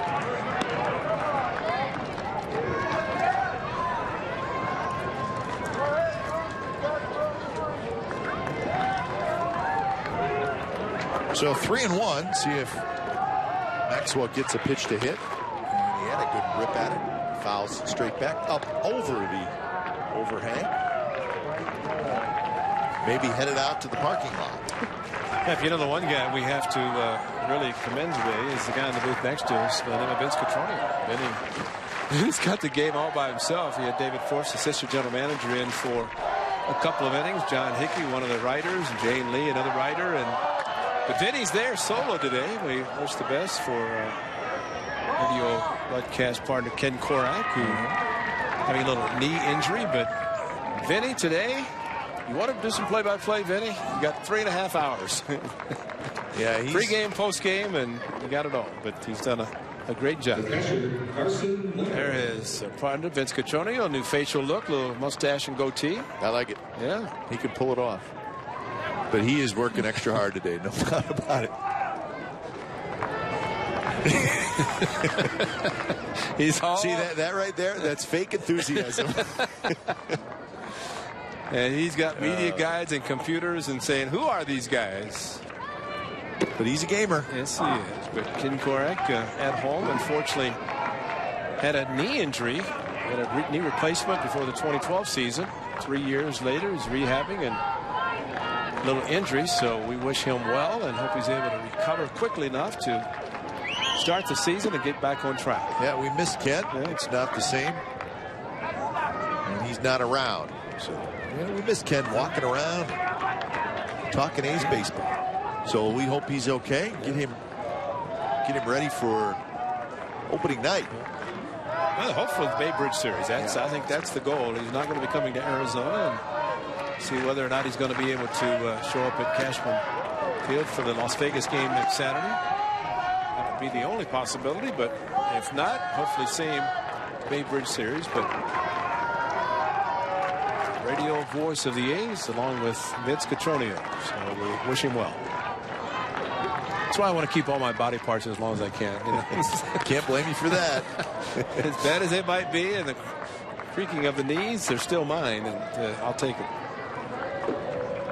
Nothing against replacements, because there are a lot of successful. I think of Dwayne Murphy. Remember when Murph was coaching Toronto? I looked at him one season. I said, Murph, what happened? You got taller. And he said, I got 2 knee replacements. Yeah. He was so bow-legged from the knees. He straightened them up when he got the new knees. He's about 4 inches taller. The great center fielder of the Athletics and the Ricky Henderson, Tony Armas, and Dwayne Murphy era of Gold Gloves. Billy Ball. So 2-2 the count to Carson Blair.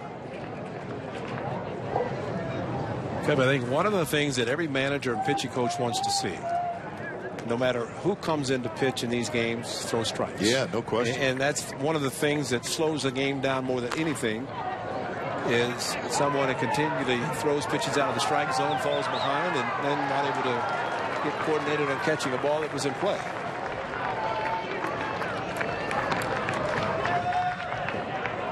Well, generally at this point in the game, it's going to be a young pitcher. Yeah. But you know, listen, I mean, the managers are human beings. They're sitting there going, throw strikes. That's right. Because really, a pitching coach goes out and says, you know, you have infielders and outfielders. If you throw strikes, they maybe can help you get outs. And if you keep missing pitches, and you know, as a hitter, you're not going to swing at everything. You're going to be selective and try to get a pitch to hit. So now full count. 2 on, 1 out. Don Cooper, longtime pitching coach, he's frustrated too. He's got a counter. He said, I'm going to leave this guy in there a duration. If he can't throw strikes, then so be it. I'm not going to get anybody else loose. He's got a 7-run lead in the 9th inning. Just throw strikes and get out. Missed outside, and the bases are loaded. Don Cooper is well, they did get somebody loose. Probably the closer, Robertson. but Coop is a great pitching coach. He's been around forever, so it's great for Robin Latour to have the veteran Don Cooper as a pitching coach. But Coop is a great interview because, ladies and gentlemen, here's Don Cooper, the pitching coach of the White Sox, and we'll be back after this. Yeah, that's it. Because Coop, I mean, he's got stories and he can talk, but a great person, great interview, and if you want to ever do an easy interview for 7 minutes, Don Cooper's your guy. That's good to know. Yeah, he's a good man. Yeah, he's a wonderful pitching coach. He's brought some pitchers in to the White Sox who have struggled, and he's turned them into great pitchers, just like A's Kurt Young has done. It's important to have a good pitching coach in an organization, especially at the major league level, to convince the pitchers that they're good, and if you throw strikes, good things can happen. Tap towards second. run will score out at first, so it's now 10-4 with 2 outs. So Newman Romero gets an RBI on the ground out.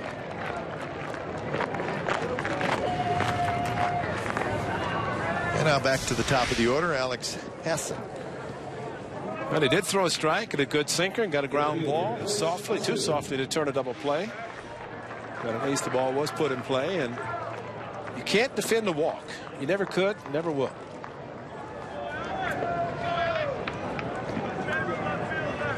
So Hassan steps in. This is his 4th at bat. Coco led off the A's lineup today and played left field. He got 1 at bat, and then Hassan came in. Coco's smart. This game's been a long game. Of course, he wasn't going to stay for the durations anyway.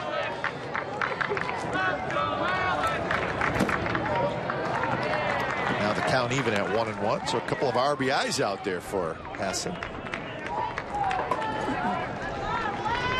He knocked in a run way back in the 3rd inning. That's when the A's scored a pair. Singleton scored in that inning. Grounded towards short. This should do it. Throw across the diamond, and it will. So the A's get a run in the 9th, but come up well short. So the final this afternoon from Hohokam Stadium here in Mesa. It's the Chicago White Sox 10, and it's the Oakland A's 4. We'll come back to wrap it up from Mesa in just a moment.